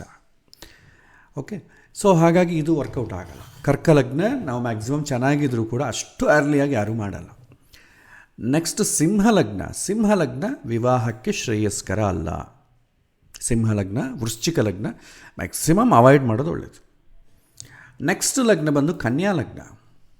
ಸೊ ಕನ್ಯಾ ಲಗ್ನ ಶ್ರೇಷ್ಠ. ಆದರೆ ಕನ್ಯಾ ಲಗ್ನವನ್ನು ನೀವು ಇಟ್ಟುಕೊಂಡ್ರೆ ಲಗ್ನಾಧಿಪತಿಯಾದಂಥ ಬುಧ 12ನೇ ಮನೆಗಿದ್ದಾರೆ. ನಮಗೆ ರೂಲ್ಸ್ ಏನು ಹೇಳುತ್ತೆ? ಲಗ್ನದಲ್ಲಿ ಶುಭಗ್ರಹ ಇರಬೇಕು, ಲಗ್ನಾಧಿಪತಿ ಬಲಿಷ್ಠವಾಗಿರಬೇಕು, ಶುಭಗ್ರಹಗಳ ಜೊತೆ ಇರಬೇಕು. ನೋಡಿದ್ರೆ ಲಗ್ನದಲ್ಲಿ ಕೇತು ಇದ್ದಾನೆ, ಲಗ್ನಾಧಿಪತಿ 12ನೇ ಮನೆಗಿದ್ದಾನೆ. ಆದರೆ ಶುಭಗ್ರಹ ಆದಂಥ ಗುರುಗ್ರಹ ಲಗ್ನವನ್ನು ನೋಡ್ತಾ ಇದೆ. ಇದೊಂದೇ. ಸೊ ಇದಕ್ಕೇನು ಬರುತ್ತೆ? ಇನ್ನೊಂದು 7ನೇ ಮನೆಯಲ್ಲಿ ಗ್ರಹ ಇದೆ, ರಾಹುಗ್ರಹ ಇದೆ. ಆದರೆ ಕೆಲವಿನ ಜನ ಈ ಜಾಮಿತ್ರಿ ದೋಷ ಅಥವಾ ಸಪ್ತಮ ಶುದ್ಧಿ ಅಂತೇವೆ, ಏಕವಂಶದ ದೋಷಗಳಲ್ಲಿ ಬರುತ್ತೆ. ಛಾಯಾಗ್ರಹಗಳನ್ನು ಅಥವಾ ಚಂದ್ರನನ್ನು ಎಕ್ಸ್ಕ್ಲೂಡ್ ಮಾಡ್ತಾರೆ ಸ್ವಲ್ಪ ಜನ. ಅದು ಕನ್ಸಿಡರ್ ಮಾಡೋದು, ಯಾಕೆಂದರೆ ಅದು ನಿಜವಾದ ಗ್ರಹಗಳಲ್ಲ, ಛಾಯಾಗ್ರಹಗಳು. ಸಪ್ತಮದಲ್ಲಿ ಆ ಗ್ರಹಗಳಿದ್ರೂ ನಮಗೇನು ತೊಂದರೆ ಇಲ್ಲ ಅಂತಂಬೋ ಪರಂಪರೆ ಕೂಡ ಇದೆ. ಅದು ಅವರವರ ಕನ್ವೀನಿಯನ್ಸ್. ಸೊ ಇಲ್ಲಿ ಈ ಲಗ್ನ ಕೂಡ ಬರುವುದಿಲ್ಲ. ಯಾಕೆ? ಲಗ್ನಾಧಿಪತಿ ವೀಕ್ ಆಗಿದ್ದಾನೆ. ನೆಕ್ಸ್ಟು ತುಲಾ ಲಗ್ನ ನೋಡೋಣ. ತುಲಾ ಲಗ್ನಕ್ಕೆ ಏನಂತಂದರೆ ಕುಜ ಅಷ್ಟಮದಲ್ಲಿದ್ದಾನೆ. ಮದುವೆ ಮಾತ್ರ ಮಾಡಲಿಕ್ಕೆ ಬರಲ್ಲ. ಮದುವೆಗೆ ಏನು ಕುಜ ಅಷ್ಟಮ ಸ್ಥಾನದಲ್ಲಿ ಇರಬಾರ್ದಲ್ಲ. ಆದರೆ ಕನ್ಯಾ ಲಗ್ನ ಇಟ್ಟರೆ ಕುಜ ಬಂದು ಅಷ್ಟಮ ಸ್ಥಾನದಲ್ಲಿ ಇರ್ತಾನೆ. ಬಟ್ ಬೇರೆ ಎಲ್ಲ ಚೆನ್ನಾಗಿದೆ. ಇನ್ನು ವೃಶ್ಚಿಕ ಲಗ್ನ ಇಡ್ಲಿಕ್ಕೆ ಬರೋದಿಲ್ಲ. ಸೊ ಇಲ್ಲಿ ಆಲ್ಮೋಸ್ಟ್ ಅಲ್ಲಿ ನಿಮಗೆ ನೋಡಿದ್ರೆ ಬೆಳಗ್ಗೆ ಕರ್ಕ ಲಗ್ನ ಮಾಡೋಣ ಅಂತಂದರೆ ಅರ್ಲಿ ಮಾರ್ನಿಂಗ್ ಆಯಿತು. ಮಾಡಲಿಕ್ಕೆ ಬರ್ತಾರೋ ಇಲ್ಲೋ ಗೊತ್ತಿಲ್ಲ. ಸಿಂಹಲಗ್ನ ಮಾಡಬಾರ್ದು. ಮಾಡಬೇಕು ಅಂದರೆ ಕೂಡ ಅದು ಸಿಂಹಲಗ್ನಕ್ಕೂ ಕೂಡ ಸಪ್ತಮದಲ್ಲಿ ಶನಿ ಇದ್ದಾನೆ. ಸಪ್ತಮದಲ್ಲಿ ಶನಿ ಇದ್ದರೆ ಮ್ಯಾಕ್ಸಿಮಮ್ ಮಾಡಲ್ಲ. ಸಿಂಹಲಗ್ನವೂ ವರ್ಕೌಟ್ ಆಗಲ್ಲ. ನೆಕ್ಸ್ಟ್ ಕನ್ಯಾ ಲಗ್ನ. ಸೊ ಕನ್ಯಾ ಲಗ್ನ ಮಾಡೋಣ ಅಂತಂದರೆ ಸಪ್ತಮದಲ್ಲಿ ರಾಹು ಇದ್ದಾನೆ, ಲಗ್ನದಲ್ಲಿ ಕೇತು ಇದ್ದಾನೆ. ತುಲಾ ಲಗ್ನ ಮಾಡೋಣ ಅಂದರೆ ಅಷ್ಟಮದಲ್ಲಿ ಶನಿ ಇದ್ದಾನೆ. ವೃಶ್ಚಿಕ ಲಗ್ನ ಮಾಡಬಾರ್ದು. ಅದು ಮಾಡಬಾರ್ದು, ಅದು ಕೂಡ ತೊಂದರೆ ಇದೆ. ಈಗ ಇಂತಹ ಸ್ಥಿತಿಯಲ್ಲಿ ಯಾವ ಲಗ್ನವನ್ನು ಆಯ್ಕೆ ಮಾಡಿಕೊಳ್ಬೇಕು? ಅಲ್ಲಿ ನಾವೇನು ಮಾಡ್ತೇವೆ, ಚೆನ್ನಾಗಿದೆ ಅಂತ ಇವಾಗ ಇದ್ದದ್ದ ಲಗ್ನದಲ್ಲಿ ಯಾವುದು ಬೆಟ್ರ್ ಅಂತ ನೋಡ್ಕೋಬೇಕು. ಅಂದರೆ ಏನು, ಇದು ತುಂಬ ಶುಭವಾದಂಥ ಮುಹೂರ್ತ ಏನೂ ಅಲ್ಲ, ಮೀಡಿಯಮ್ ಆ್ಯಾವರೇಜ್ ಮುಹೂರ್ತ. ಆದರೆ ಅದು ಬರ್ಕೊಳ್ಬೇಕು. ಇವತ್ತು ನಮಗೆ ಲಗ್ನಗಳು ಯಾವುದು ಸೆಟ್ ಆಗಿದ್ದ ಕಾರಣ this is average. 11th August 2024 ಏನಿದೆ ಮೇಲೆ ಬರ್ಕೊಳ್ಬೇಕು ಪೇಪರ್ ಮೇಲೆ. This is average. ಯಾಕೆಂತಂದರೆ ನಿಮಗೆ ಲಗ್ನಬಲ ಬರ್ತಾ ಇಲ್ಲ, ಮೇಯ್ನ್ ಲಗ್ನಬಲ ಬರಬೇಕು. ಸೊ ಕನಿಷ್ಠ ಪಕ್ಷ ಇನ್ನು ಬೇರೆ ಮುಹೂರ್ತಗಳು ಇಲ್ಲವೇ ಇಲ್ಲ ಅಂತಂದರೆ ಇನ್ನೇನು ಮಾಡಬೇಕು? ಲಾ ಆಫ್ ಈಕ್ವಲೆನ್ಸ್ ಅಂತಂದ್ರೆ ಏನು? ರಾಮಾಯಣ ಕಾಲದಲ್ಲಿ ಮಾರೀಚ ರಾವಣನ ಫ್ರೆಂಡ್. ರಾವಣ ಕರಿತಾನೆ, ನೀನು ಮಾಯಾ ಲೇಡಿ, ಬಂಗಾರದ ಲೇಡಿ ರೂಪದಲ್ಲಿ ನೀನು ರಾಮನ್ನ ಡೈವರ್ಟ್ ಮಾಡು, ನಾನು ಸೀತೆಯನ್ನು ಅಪಹರಣ ಮಾಡ್ತೇನೆ ಅಂತ ಹೇಳ್ತಾನೆ. ಮಾರೀಚ ಏನು ಹೇಳ್ತಾನೆ, ಇಲ್ಲಪ್ಪ, ರಾಮನ ಹತ್ರ ನಾನು ಆಲ್ರೆಡಿ ಒಂದು ಸಲ ದೆಬ್ಬೆ ತಿಂದಿದ್ದೇನೆ, ಅವನು ಸಾಮಾನ್ಯ ಮನುಷ್ಯ ಅಲ್ಲ, ಅವನು ಕೊಂದುಬಿಡ್ತಾನೆ. ಸೊ ನಿನಗೆ ಅಂತಃಪುರದಲ್ಲಿ ಬೇಕಾದಷ್ಟು ಸ್ತ್ರೀಯರಿದ್ದಾರೆ, ಸೀತಾವ್ಯಾಸ ಯಾಕೆ, ಬಿಟ್ಟುಬಿಡು, ಪ್ರಾಣದ ಮೇಲೆ ತಂದ್ಕೋಬೇಡ ಅಂತ ಅವನು ಉಪದೇಶ ಮಾಡ್ತಾನೆ. ಆವಾಗ ರಾವಣ ಹೇಳ್ತಾನೆ, ನೀನು ನನಗೆ ಶಾಂತಿ ಪಾಠ ಮಾಡಬೇಡ, ನೀನು ನನಗೆ ಮಿತ್ರ, ನೀನನ್ನು ಸಹಾಯ ಕೇಳಿದೆ, ನೀನು ಸಹಾಯ ಮಾಡಲಿಲ್ಲ ಅಂದರೆ ನೀನು ನನಗೆ ಶತ್ರು ಆಗ್ತಿ. ಶತ್ರು ರಾಮ ಏನು ಕೊಲ್ಲೋದು, ನಾನೇ ನಿನ್ನ ಕೊಂದುಬಿಡ್ತೇನೆ ಅಂತಂತಾನೆ. ಆವಾಗ ಮಾರೀಚ ಏನು, ಅಲ್ಲಿ ಹೋದರೂ ಸಾಯ್ತಾನೆ, ಇಲ್ಲಿ ಹೋದರೂ ಸಾಯ್ತಾನೆ. ಆವಾಗ ಮಾರೀಚ ಏನು ಮಾಡ್ತಾನೆ, ಇವನ ಹತ್ರ ಸಾಯೋದಕ್ಕಿಂತಲೂ ರಾಮ ಪಾಪ ದೈವಾಂಶ ಸಂಭೂತ, ಅವನ ಹತ್ರ ಹೋಗಿ ಸಾಯೋಣ ಅಂತೇಳಿ ಹೋಗ್ತಾನೆ ಅಷ್ಟೇ, ಬೇರೆ ಆಪ್ಷನ್ನೇ ಇಲ್ಲ. ಆ ಥರ ಎರಡೂ ತಪ್ಪಾದಾಗ, ಬೇರೆ ಅವಕಾಶಗಳೇ ಇಲ್ಲದಾಗ ಕನಿಷ್ಠ ಪಕ್ಷ ಆ್ಯಾವ್ರೇಜನ್ನು ಆಯ್ಕೆ ಮಾಡ್ಕೊಳ್ತೀವಿ. ಅಷ್ಟು ಮಾತ್ರಕ್ಕೆ ಇದು ಶುಭ ಮುಹೂರ್ತ ಅಂತ ಕನ್ಸಿಡರ್ ಮಾಡಬೇಡಿ. This is average. ಬೇರೆ ಯಾವುದು ಸಿಗಲಿಲ್ಲ ಅಂತಂದರೆ ಇದನ್ನು ಆಯ್ಕೆ ಮಾಡ್ಕೊಳ್ಬೋದು. ಲಾಸ್ಟ್ ಪ್ರಯಾರಿಟಿ ಅಂತೇವೆ ನಾವು. ಅದಕ್ಕೆ ನೀವು ಕ್ಲಿಯರಾಗಿ ಈ ಮುಹೂರ್ತ, ನಮಗೆ 2 ಮುಹೂರ್ತಗಳೇ ತಾನೇ ಇರೋದು, ಆ 2 ಮುಹೂರ್ತಗಳು ಬರ್ಕೊಂಡು ನಿಮಗೆ ಆ ಶೀಟ್ ಕೊಟ್ಟಿದ್ದೇನೆಲ್ಲ PDF ಅಲ್ಲಿ ಮೇಲೆ ಡೇಟ್ ಹಾಕ್ಕೊಳ್ಳಿ, ಮೇಲೇ ನಿಮಗೆ ಬರ್ಕೊಳ್ಳಿ. ಇಟ್ಸ್ ಆ್ಯಾವರೇಜ್ ಮುಹೂರ್ತ, ಗಿವ್ ಲಾಸ್ಟ್ ಪ್ರಯಾರಿಟಿ ಅಷ್ಟೇ. ಅವ್ರಿಗೆ ಹೇಳಬೇಕು ಇದು ಪೊಸಿಷನ್, ಬೇಕಾದ್ರೆ ಮಾಡ್ಕೊಳ್ಳೋದ್ರೆ ಇಲ್ಲ ಎಕ್ಸ್ಪ್ಲೈನ್ ಮಾಡಬೇಕಾಗ್ತದೆ. ಓಕೆ, ಸೊ ಎಕ್ಸ್ಪ್ಲೈನ್ ಮಾಡೋದಲ್ಲ, ನಾವು ಮತ್ತೆ ಮಾಡಿಕೊಳ್ಳೋಣ, ಮೊದಲು ಕ್ಯಾಲ್ಕುಲೇಟ್ ಮಾಡೋಣ. ಸೊ 11ನೇ ತಾರೀಕು ಇಟ್ಸ್ ಆ್ಯಾವ್ರೇಜ್ ಮುಹೂರ್ತ. ಸೊ ಅದು ಕೂಡ ಆ್ಯಾವ್ರೇಜ್ ಯಾವುದಿದೆ, ಕನ್ಯಾ ಲಗ್ನ ಇದೆ. ಅದು ದ್ವಾದಶದಲ್ಲಿ ಲಗ್ನಾಧಿಪತಿ ಇದ್ದಾನೆ, ಅದು ಆ್ಯಾವ್ರೇಜ್. ಲಗ್ನದಲ್ಲಿ ಕೇತು ಇದ್ದಾನೆ, ಆ್ಯಾವ್ರೇಜ್. ಸಪ್ತಮದಲ್ಲಿ ರಾಹು ಇದ್ದಾನೆ, ಆ್ಯಾವ್ರೇಜ್. ಉಳಿದದ್ದು ಓಕೆ. ಈಗ ಕನ್ಯಾ ಲಗ್ನವನ್ನು ಆಯ್ಕೆ ಮಾಡಿಕೊಳ್ಳೋಣ. ಕನ್ಯಾ ಲಗ್ನ ಎಷ್ಟು ಗಂಟೆಯಿಂದ ಎಷ್ಟು ಗಂಟೆವರೆಗೂ? 8 ಗಂಟೆ 28 ನಿಮಿಷದಿಂದ 10 ಗಂಟೆ 30 ನಿಮಿಷದವರೆಗೂ. ಸೊ ಇದು ಆಯ್ಕೆ ಮಾಡಿಕೊಳ್ಳೋ ಕಾಲಕ್ಕೆ ನೀವೇನು ಮಾಡಬೇಕು, ರಾಹುಕಾಲವನ್ನು ನೋಡಿಕೊಳ್ಳಬೇಕು. ಆ್ಯಕ್ಚುಲಿ ಮುಹೂರ್ತದಲ್ಲಿ ರಾಹುಕಾಲವನ್ನು ನೋಡುವಂಥ ಸಂದರ್ಭ ಇಲ್ಲ, ಎಲ್ಲಿ ನಿಮಗೆ ಕ್ಯಾಲ್ಕುಲೇಷನ್ ಬರಲ್ಲ ನಿಮಗೆ ಪುಸ್ತಕದಲ್ಲಿ. ಆದರೆ ವ್ಯವಹಾರದಲ್ಲಿ ರೂಢಿಯಲ್ಲಿ ರಾಹುಕಾಲ ಇದೆ. ಮೊನ್ನೆ ಯಾರೋ ಒಬ್ಬರು ಪ್ರಶ್ನೆ ಕೇಳ, ರಾಹುಕಾಲದಲ್ಲಿ ಮಾಡ್ಬೋದಾ ಮಾಡಬಾರದಾ? ಶಾಸ್ತ್ರದಲ್ಲಂತೂ ಇಲ್ಲ, ರಾಹುಕಾಲ ಕ್ಯಾಲ್ಕುಲೇಷನ್ ಆಗಲಿ ಆ ಥರ ಇಲ್ಲ. ಇನ್ನು ರಾಹುಕಾಲಕ್ಕೆ ಸಂಬಂಧಪಟ್ಟದ್ದು ವಿಚಾರ ಹಿಂದಿನ ಕಾಲ ಯಾವುದಕ್ಕೆ ಪರಿಪಾಲನೆ ಮಾಡ್ತಿದ್ರು ಅಂದರೆ ಪ್ರಯಾಣಗಳಿಗೆ ಮಾತ್ರ ಮಾಡ್ತಿದ್ರು. ಹಿಂದಿನ ಕಾಲ ನಡ್ಕೊಂಡೇ ಹೋಗಬೇಕು ಎಲ್ಲಿಗೆ ಹೋಗಬೇಕಾದ್ರೂ. ಸೊ ಕಳ್ತನ ಇದೆಲ್ಲ ಜಾಸ್ತಿ ನಡ್ಕೊಂಡು ಹೋದರೆ, ಕಳ್ತನ ಮಾಡೋರಿಗೆ ಕೂಡ ಶಿಕ್ಷೆಗಳು ತುಂಬ ಜಾಸ್ತಿ ಇತ್ತು. ಆದ ಕಾರಣ ಸ್ವಲ್ಪ ಎಚ್ಚರ ಇಲ್ಲದೆ ಕಳ್ತನ ಮಾಡಿದರೆ ಕೈ ಕಾಲು ಕಳ್ಕೋಬೇಕಾಗ್ತದೆ. ಅದಕ್ಕೆ ಕೂಡ ಅವರು ಕೂಡ ತುಂಬ ಎಚ್ಚರದಿಂದ ಮಾಡ್ತಿದ್ರು. ಸೊ ಅವರು ಕೂಡ ಒಳ್ಳೆ ಈ ರಾಹುಕಾಲ ಇಂಥ ಮುಹೂರ್ತದಲ್ಲಿ ಕಾಯ್ತಾ ಇದ್ದು ಯಾರನ್ನ ಬರ್ತಾರೆ, ಯಾಕಂದರೆ ಆ ಟೈಮಲ್ಲಿ ಏನೋ ಕಳ್ತನ ಮಾಡಿದ್ರೆ ಅವ್ರು ಸಿಗಾಕೊಳ್ಳೋದಿಲ್ಲ. ನಾವೇನು ಮಾಡ್ತಿದ್ವಿ, ರಾಹುಕಾಲ ಸಮಯದಲ್ಲಿ ಯಾರಾದರೂ ಅಟ್ಯಾಕ್ ಮಾಡಲಿಕ್ಕೆ ಅವಕಾಶ ಇರೋದ ಕಾರಣ ನಾವು ರಾಹುಕಾಲದಲ್ಲಿ ಪ್ರಯಾಣ ಮಾಡಲ್ಲ. ಅದಷ್ಟೇ, ಪ್ರಯಾಣಕ್ಕೆ ಮಾತ್ರವೇ ಇರೋದು, ಕಳ್ತನ ಆಗುತ್ತೆ. ಬಟ್ ಮದುವೆಗಳಲ್ಲಿ ಕೂಡ ಇವತ್ತು ನಾವು ಕಲ್ಯಾಣ ಮಂಟಪದಲ್ಲಿ ಅಲ್ಲಿ ಮಾಡ್ತೀವಿ, ಆದ ಕಾರಣ ಕಳ್ತನ, ಮೋಸ, ವಂಚನೆ ಇದೆಲ್ಲ ಜಾಸ್ತಿ ಇದೆಲ್ಲ. ಮದುವೆಯಲ್ಲಿ ಕೂಡ ಇದೆಲ್ಲ ಮೋಸಗಳು, ವಂಚನೆಗಳು, ಎಷ್ಟೋ ಮದುವೆಯಲ್ಲಿ ಗಲಾಟೆಗಳಾಗ್ತಾ ಇರ್ತದೆ. ಸೊ ಹಾಗಾಗಿ ರಾಹುಕಾಲವನ್ನು ಬಿಟ್ಟು ಮಾಡೋದು ಕ್ಷೇಮ. ಇಲ್ಲ, ಏನು ಶಾಸ್ತ್ರದಲ್ಲಂತೂ ಏನಾಗುತ್ತೆ, ಏನೋ ಮದುವೆಗೆ ಏನೋ ವಿಘ್ನ ಆಗೋದಿಲ್ಲ. ಒಂದು ವೇಳೆ ಇಟ್ಟುಕೊಳ್ಳೋಣ ಚಾಲೆಂಜಿಂಗ್ ಆಗಿ, ಶಾಸ್ತ್ರದಲ್ಲಿ ಇಲ್ಲ ಅಂತ ಇಟ್ಕೊಂಡ್ರು ಕೂಡ ಬಂದವರೆಲ್ಲ ಕೂಡ ಏನು ಮಾಡ್ತಾರೆ, ಯಾರೇ ನಿಮಗೆ ಮುಹೂರ್ತ ಇಟ್ಕೊಟ್ಟಿದ್ದು, ರಾಹುಕಾಲದಲ್ಲಿ ಹೆಂಗ್ರೆ ಮಾಡ್ತೀರಿ ಅಂತ ಒಂದು 10 ಜನ ಕೇಳಿದ್ರೆ ಅಂದ್ಕೊಳ್ಳಿ, ಏನಾಗ್ತದೆ? ಎಷ್ಟು ದೊಡ್ಡ ಪಂಡಿತ ಇಟ್ಟರೂ ಕೂಡ ಹೌದಲ್ವ ಎಲ್ಲರೂ ಇದೇ ಥರ ಕೇಳ್ತಿದ್ದಾರಲ್ವಾ ಅಂತೇಳಿ ಡೌಟ್ ಬರ್ತದೆ. ನಮಗೆ ಇದಕ್ಕೆ ಸಂಬಂಧಪಟ್ಟ ಹಿಂದೆ ಕಥೆ ಇದಲ್ವ, ಒಬ್ಬ ಬ್ರಾಹ್ಮಣ ಯಾರೋ ಪಾಪ ಒಂದು ಕರುವನ್ನು ದಾನ ಮಾಡಿರ್ತಾರೆ, ಹಸು ಕರುವನ್ನು ತೊಗೊಂಡು ಮನೆಗೆ ಹೋಗ್ತಾ ಇರ್ತಾನೆ.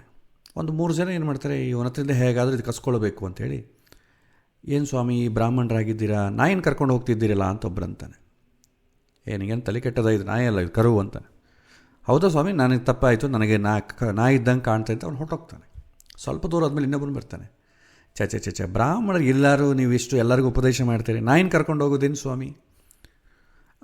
ಬ್ರಾಹ್ಮಣನ ವಾಯ್ಸ್ ಸ್ವಲ್ಪ ಕಡಿಮೆ, ಇಲ್ಲಪ್ಪ ಇದು ಕರು ಅಂತ ಹೇಳ್ತಾನೆ. ಏನು ಸ್ವಾಮಿ ಅಷ್ಟು ನನಗೆ ನಾಯಿ ಇದ್ದಂಗೆ ಕಾಣ್ತಾ ಇದೆ ಅಂತಾನೆ. ಸರಿ, ಅವನು ಮತ್ತೆ ಸ್ವಲ್ಪ ದೂರ ಹೋಗ್ತಾನೆ. ಇನ್ನೊಬ್ಬನು ಬಂದು, ಏನು ಕಾಲ ಸ್ವಾಮಿ, ಬ್ರಾಹ್ಮಣರು ಕೂಡ ನಾಯಿನ ಕರ್ಕೊಂಡು ಹೋಗೋದು ಬಂದಿದೆ ಅಂತಂತಾನೆ. ಆವಾಗ ಅವನಿಗೆ ಪೂರ್ತಿ ಡಿಸ್ಟರ್ಬ್ ಆಗಿಬಿಡ್ತದೆ. ಅವನ ಕಣ್ಣಿಗೆ ಬ್ರಾಹ್ಮಣ ಅಂತ ನಾಯಿ ಹಸು ಕರು ಇದ್ದಂಗೆ ಕಾಣಿದ್ರು ಕೂಡ ಅದೇನು ಎಲ್ಲರೂ ಈ ಥರ, ನನಗೇನಾದರೂ ಕಣ್ಣು ಮಂಜಾಗಿದೆಯಾ, ಹೌದಾ ಇದು ನಾಯ ಅಂತೇಳಿ ಬಿಟ್ಬಿಡ್ತಾನೆ ಪಾಪ. ಆಮೇಲೆ ಅವರು ಅದನ್ನು ತೊಗೊಂಡು 3 ಜನ ತೊಗೊಂಡು ಹೊರಟೋಗ್ತಾರೆ. ಹಾಗೆ ಜ್ಯೋತಿಷ್ಯನಾದವನು ಎಷ್ಟು ಪರ್ಫೆಕ್ಟ್ ಆಗಿದೆ, ಒಳ್ಳೆಯ ಮುಹೂರ್ತ ಅಂತ ಹೇಳಿದರೂ ಕೂಡ ನಿಮಗೆ ಕಲ್ಯಾಣ ಮಂಟಪದಲ್ಲಿ ಬಂದವನು ಅಥವಾ ನಿಮಗೆ ಯಾರಾದರೂ ಲಗ್ನ ಪತ್ರಿಕೆ ಕೊಡೋಕೆ ಹೋದ, ಅದೇನು ರೀ ರಾಹುಕಾಲದಲ್ಲಿ ಇಟ್ಟಿದ್ದೀರಿ, ಅಷ್ಟು ಮಾತ್ರ ಗೊತ್ತಿಲ್ವೇನ್ರಿ ಅಂತ ಹೇಳಿದೆ ಅಂದ್ಕೊಳ್ಳಿ, ಎಷ್ಟೇ ದೊಡ್ಡ ಪಂಡಿತ ಇಟ್ಟರು, ಎಷ್ಟೇ ಶಾಸ್ತ್ರದಲ್ಲಿ ಉಲ್ಲೇಖನೆ ಮಾಡಿದ್ರೂ ನಿಮಗೆ ತಲೆ ಕೆಡುತ್ತೆ. ಸೊ ತಲೆ ಕೆಡು, ಯಾಕೆಂದರೆ ನಾವು ಯಾವುದೇ ಒಂದು ಶುಭ ಕಾರ್ಯ ಮಾಡೋದು ಯಾಕೆ, ಸಂತೋಷವಾಗಿರ್ಲಿಕ್ಕಲ್ವಾ? ತಲೆ ಕೆಟ್ಟರೆ ಏನಾಗ್ತದೆ, ಕಷ್ಟ. ಸೊ ಅದಕ್ಕೆ ಕಾಂಟ್ರವರ್ಸಿ ಇರುವಂಥ ಮುಹೂರ್ತಗಳನ್ನು ಇಡಬೇಡಿ. ಇವೆಂದೋ ಶಾಸ್ತ್ರದಲ್ಲಿ ಇಲ್ಲಿ ಉಲ್ಲೇಖ ಮಾಡಲಿದ್ರು ಕೂಡ ಶಾಸ್ತ್ರ ಶುಭ ಅಂತ ಹೇಳಿದ್ರು ಕೂಡ ನೀವು ಮಾಡಬೇಡಿ. ಈಗ ಅಷ್ಟಮಿ ಮದುವೆ ಮಾಡು ಅಂತ ಹೇಳುತ್ತೆ ಶಾಸ್ತ್ರ, ಆದರೆ ಲೌಕಿಕದಲ್ಲಿ ಅದು ಮಾಡಲಿಕ್ಕೆ ಬರೋದಿಲ್ಲ. ಕೆಲವೊಂದು ಶಾಸ್ತ್ರ ಹೇಳಿದ್ರು ಕೂಡ ಲೋಕರೂಢಿಯಲ್ಲಿ ತೊಂದರೆ ಆಗ್ತದೆ ಅಂತ ಯಾಕಂದರೆ ಬೇರೆ ಒಳ್ಳೆ ಮುಹೂರ್ತ ಇರೋ ಕಾಲಕ್ಕೆ ಇದನ್ನೇ ಯಾಕೆ ಇಟ್ಕೋಬೇಕು, ಕಾಂಟ್ರವರ್ಷಿಯಲ್ ಮುಹೂರ್ತ, ಆ ಥರ ಆಲೋಚನೆ ಮಾಡಬೇಕು. ಸೊ ರಾಹುಕಾಲವನ್ನು ಕೂಡ ಕನ್ಸಿಡರ್ ಮಾಡಿ. ಈಗ ಈ ಕನ್ಯಾ ಲಗ್ನ ಏನಿದೆ 8:28 10:00 ಈ ಸಮಯದಲ್ಲಿ ರಾಹುಕಾಲ ಏನಾದರೂ ಕಾನ್ಫ್ಲಿಕ್ಟ್ ಆಗುತ್ತಾ ಅಂತ ನೋಡ್ಕೊಳ್ಳಿ. ಸೊ ಭಾನುವಾರ ಆದ ಕಾರಣ ಆಬ್ವಿಯಸ್ಲಿ ಸಂಜೆ 4:59 6:32 ರಾಹುಕಾಲ ಇದೆ. ಸೊ ಏನು ಕಾನ್ಫ್ಲಿಕ್ಟ್ ಆಗಲ್ಲ. ಈ ರಾಹುಕಾಲ ಕೂಡ ಭಾಳ ಜನ ಈ ಪಾಕೆಟ್ ಕ್ಯಾಲೆಂಡರ್ ಇಟ್ಟುಕೊಂಡು ಅದರಲ್ಲಿ ಸ್ಟ್ಯಾಂಡರ್ಡ್ ಇಡ್ತಾನೆ, ಸಂಡೇ 4:15 6 ಆ ಥರ ಇಟ್ಕೊಂಡು, ಅದು ಬದಲಾಗ್ತದೆ. ಅದು ಕೂಡ ಸನ್ರೈಸಿಂದನೇ ಕ್ಯಾಲ್ಕುಲೇಟ್ ಆಗ್ತದೆ ರಾಹುಕಾಲ. ಸನ್ರೈಸು ವಿಂಟರ್ಲೊಂಥರ ಇರುತ್ತೆ, ಸಮ್ಮರ್ಲೊಂಥರ ಇರ್ತದೆ. ಹಾಗಾಗಿ ಸನ್ರೈಸ್ ಯಾವಾಗ ಬದಲಾಗುತ್ತೋ ರಾಹುಕಾಲ ಕೂಡ ಕ್ಯಾಲ್ಕುಲೇಷನ್ ಬದಲಾಗ್ತದೆ, ಸ್ಟ್ಯಾಂಡರ್ಡ್ ಅಲ್ಲ. ಸೊ ಹಾಗಾಗಿ ರಾಹುಕಾಲದ ಕ್ಯಾಲ್ಕುಲೇಷನು ಮತ್ತು ನಾವು ನೋಡೋಣ, ಸದ್ಯಕ್ಕೆ ತಲೆ ಕೆಡಿಸ್ಕೊಳ್ಳೋದು ಬೇಡ. ಸೊ ರಾಹುಕಾಲಕ್ಕೂ ಇದಕ್ಕೂ ಏನು ಕಾನ್ಫ್ಲಿಕ್ಟ್ ಬರಲ್ಲ. ಸೊ ಹಾಗಾಗಿ ಇದನ್ನು ಆಯ್ಕೆ ಮಾಡಿಕೊಳ್ತೇನೆ. ಎಷ್ಟು ಗಂಟೆಯಿಂದ? 8:28 10:30 ಸೊ ಇದರದ್ದು ನಾವು ನೋಡಿದರೆ ಈ ಒಂದು ಮುಹೂರ್ತವನ್ನು ಜಾಮಿತ್ರಿ ದೋಷ ಇದೆ, ಆದರೂ ರಾಹು ಇದ್ದಾನೆ, ಎಕ್ಸೆಪ್ಷನ್ ಅಂತ ಅಂದುಕೊಳ್ಳಿ. ಚಂದ್ರ 6, 8, 12 ಇಲ್ಲ, ಶುಭ. ಕುಜ 8ನೇ ಮನೆಗಿಲ್ಲ, ಶುಭ. ಪ್ಲಸ್ ಶುಕ್ರ 6ನೇ ಮನೆಗಿಲ್ಲ, ಶುಭ. ಪಾಪಕರ್ತರಿ ದೋಷ. ಸೊ ಈ ಲಗ್ನ ಇದಲ್ವಾ, ಈ ಲಗ್ನಕ್ಕೆ ಈ ಕಡೆ ಆ ಕಡೆ ಪಾಪಗ್ರಹಗಳಿರಬಾರ್ದು. ಸೊ ಲಗ್ನಕ್ಕೇನೋ 2ನೇ ಮನೆ ಚಂದ್ರ ಇದ್ದಾನೆ, 12ನೇ ಮನೆಗೆ ಬುಧ ಶುಕ್ರ 2 ಶುಭಗ್ರಹಗಳೇ ಇದೆ. ಸೊ ಹಾಗಾಗಿ ಪಾಪಕರ್ತರಿ ದೋಷ ಇಲ್ಲ. ನೆಕ್ಸ್ಟ್ ಇನ್ನೇನು ಮಾಡಬೇಕು? ಸಗ್ರಹ ಚಂದ್ರ ದೋಷ. ಚಂದ್ರನ ಜೊತೆ ಯಾರಿದ್ದಾರಾ? ಯಾರೂ ಇಲ್ಲ, ಒಬ್ಬನೇ ಇದ್ದಾನೆ ಚಂದ್ರ. ಗ್ರಹಣ ನಕ್ಷತ್ರ ಏನಾಗ್ತದ? ಸೊ ಈಗೇನು ನಮಗೆ ಆಗಸ್ಟಲ್ಲೂ ನಾವು ನೋಡ್ತಾ ಇರೋದು ಈಗೇನು ಗ್ರಹಣಗಳೇನಿಲ್ಲ. ಸೊ ಹಾಗಾಗಿ ಇದೇನು ಗ್ರಹಣ ನಕ್ಷತ್ರ ಅಲ್ಲ. ನಮಗೆ ಗ್ರಹಣಗಳು ಯಾವ ಬರುತ್ತೆ? 7/9/2025 ಇದು ನಿಮಗೆ ಡೇಟಾ ಸಿಗುತ್ತೆ. ನಿಮಗೆಲ್ಲ timeanddate.com/eclipse ಅಂತ ನೀವು ಇಂಟರ್ನೆಟ್ಟಲ್ಲಿ ಹೊಡೆದ್ರೆ ನಿಮಗೆ ಡೇಟಾ ಸಿಗುತ್ತೆ, ಯಾವಾಗ ನಿಮಗೆ ಗ್ರಹಣಗಳಿದೆ. ನಿಮಗೆ ಹತ್ರ ಒಂದು 50 ವರ್ಷಕ್ಕೆವರೆಗೂ ಯಾವ ಗ್ರಹಣಗಳೆಲ್ಲ ಇರ್ತದೆ, ಅದರಲ್ಲಿ ಬರೋದಿಟ್ಕೋಬೋದು. ನೀವು ಪಂಚಾಂಗಕ್ಕೋಸ್ಕರ ವೆಯ್ಟ್ ಮಾಡೋದು ಬೇಕಾಗಿಲ್ಲ. ಸೊ 7/9/2025, 3 ಮಾರ್ಚ್ 2026, 21 ಫೆಬ್ರವರಿ 2027 ಚಂದ್ರಗ್ರಹಣಗಳೆಲ್ಲ ಇದೆ. 2/8/2027 ಸೂರ್ಯಗ್ರಹಣ ಇದೆ. ಅದು ಎಷ್ಟು ಗಂಟೆಗೆ ಶುರುವಾಗ್ತದೆ, ಯಾವ ನಕ್ಷತ್ರದ ಮೇಲೆ ಬರುತ್ತೆ, ಎಲ್ಲವೂ ಡೀಟೇಲ್ಸ್ ನಿಮಗೆ ಸಿಗುತ್ತೆ. ಅದನ್ನು ನೀವು ನೋಟ್ ಮಾಡಿ ಇಟ್ಕೊಳ್ಳಿ. ಒನ್ ಟೈಮ್ ಪಂಚಾಂಗಕ್ಕೋಸ್ಕರ ವೆಯ್ಟ್ ಮಾಡೋ ಕೆಲಸ ಇಲ್ಲ. ನೆಕ್ಸ್ಟ್ ಸೊ ಗ್ರಹಣ ನಕ್ಷತ್ರಕ್ಕೂ ಏನು ದೋಷ ಇಲ್ಲ. ನೆಕ್ಸ್ಟ್ ಸಂಕ್ರಮಣ ದೋಷ. ಸಂಕ್ರಮಣ ದೋಷ ಅಂತಂದರೆ ಸೂರ್ಯ ಒಂದು ರಾಶಿಯಿಂದ ಇನ್ನೊಂದು ರಾಶಿಗೆ ಬದಲಾಗೋದನ್ನು ನಾವು ಸಂಕ್ರಮಣ ಅಂತೇವೆ. ಯಾವ ದಿನ ಒಂದು ರಾಶಿಯಿಂದ ಇನ್ನೊಂದು ರಾಶಿಗೆ ಸೂರ್ಯ ಬದಲಾಗ್ತಾನೋ ಆ ಸಮಯ. ರಾಶಿ ಬದಲಾಗೋದನ್ನು ಸಂಕ್ರಮಣ ಅಂತೇವೆ, ನಕ್ಷತ್ರ ಬದಲಾಗೋದನ್ನು ಕಾರ್ತೆ ಅಂತೇವೆ. ರೋಹಿಣಿ ಕಾರ್ತೆ, ಆರುದ್ರ ಕಾರ್ತೆ, ಈ ಥರ ಕಾರ್ತೆ ಅಂತೇವೆ. ಸೊ ಸಂಕ್ರಮಣ ಕಾಲದಲ್ಲಿ ವಿವಾಹ ಮುಹೂರ್ತ ಇಡಬಾರ್ದು. ಇದು ವಿವಾಹಕ್ಕೆ ಮಾತ್ರವೇ. ಏಕವಿಂಶತಿ ದೋಷಗಳು ಪ್ಯೂರ್ಲಿ ವಿವಾಹಕ್ಕೆ ಮಾತ್ರವೇ. ನೀವು ಉಪನಯನಕ್ಕೆ ಇದೆಲ್ಲ ನೋಡೋದು ಬೇಕಾಗಿಲ್ಲ. ಸೊ ನಾವು ವಿವಾಹಕ್ಕೆ ಹೈಯೆಸ್ಟ್ ಪ್ರಯಾರಿಟಿ ನೋಡ್ತಾ ಇದ್ದೀವಿ, ಆದ ಕಾರಣ ಇದನ್ನು ನೋಡೋಣ.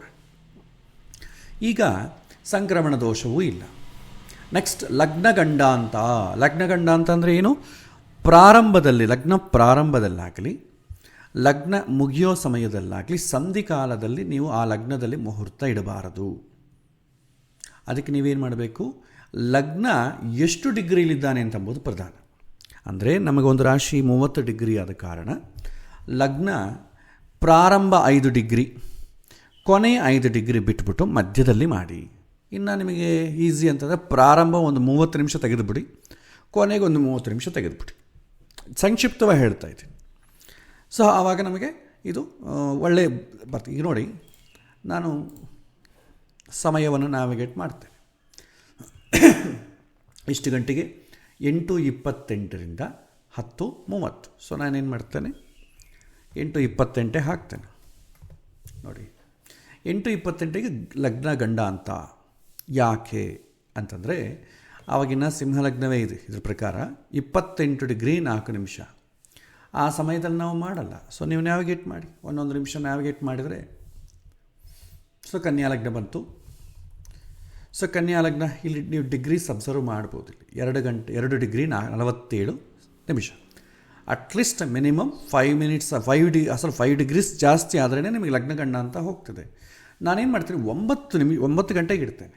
ಸೊ 9 ಗಂಟೆಗೆ 6 ಡಿಗ್ರಿಗೆ ಬರ್ತದೆ ಕನ್ಯಾ ಲಗ್ನ 6 ಡಿಗ್ರಿಗೆ ಬಂದಿದೆ. ಸೊ ಏನಾಯಿತು, ಲಗ್ನಗಂಡ ಅಂತ ಇಲ್ಲ. ಅಂದರೆ ಏನು, ಪ್ರಾರಂಭ 8:28 ಆ ಲಗ್ನ ಶುರುವಾದರೂ ಕೂಡ ಒಂದು ಅರ್ಧ ಗಂಟೆ ಬಿಡಬೇಕಾಗ್ತದೆ. ಪ್ರಾರಂಭ ಅರ್ಧ ಗಂಟೆ, ಕೊನೆಗೆ ಅರ್ಧ ಗಂಟೆ ಬಿಟ್ಟರೆ ನಿಮಗೆ 1 ಗಂಟೆ ಮಾತ್ರ ಸ್ಪ್ಯಾನ್ ಬರ್ತದೆ. ಬಟ್ ಲಗ್ನ ಅಂತಂದರೆ ಏನು, 2 ಗಂಟೆ ಪ್ರಮಾಣ. ಬಟ್ ನಾವು ಲಗ್ನ ಗಂಡಾಂತವನ್ನು ತೆಗೆದಿರೋದ್ರಿಂದ 1 ಅವರ್ ಟೈಮ್ ಬರುತ್ತೆ. ಸೊ ನಾವೇನು ಮಾಡಬೇಕು, 9 ರಿಂದ 10, ಸೊ 10 ಗಂಟೆ ಹಾಕ್ತೀವಿ. ಸೊ 10 ಗಂಟೆಗೆ ಎಷ್ಟಾಗ್ತದೆ, 20 ಡಿಗ್ರಿ 52 ನಿಮಿಷ. So okay. ಸೊ 9 ರಿಂದ 10 ಗಂಟೆಯ ಒಳಗೆ ನಾವು ಮಾಡಬಹುದು. ಸೊ ಇದು ಲಗ್ನ. ಸೊ 11ನೇ ತಾರೀಕು ಶ್ರಾವಣ ಮಾಸ, ಅವತ್ತಿನ ದಿನ ಬೆಳಗ್ಗೆ ಯಾವ ಲಗ್ನ, ಕನ್ಯಾ ಲಗ್ನ, 9 ರಿಂದ 10 ಗಂಟೆ ತನಕ ಅಂತ ಹಾಕ್ತೇವೆ. ಮತ್ತು ಇದಕ್ಕೆ ಮುಹೂರ್ತ ವಿಚಾರ ಬೇರೆ ಇದೆ. ಸೊ ನಾವು ಕ್ಲಾಸಲ್ಲಿ ನೋಡಿದ್ವಲ್ಲ, ಲಾಸ್ಟ್ ಕ್ಲಾಸಲ್ಲಿ.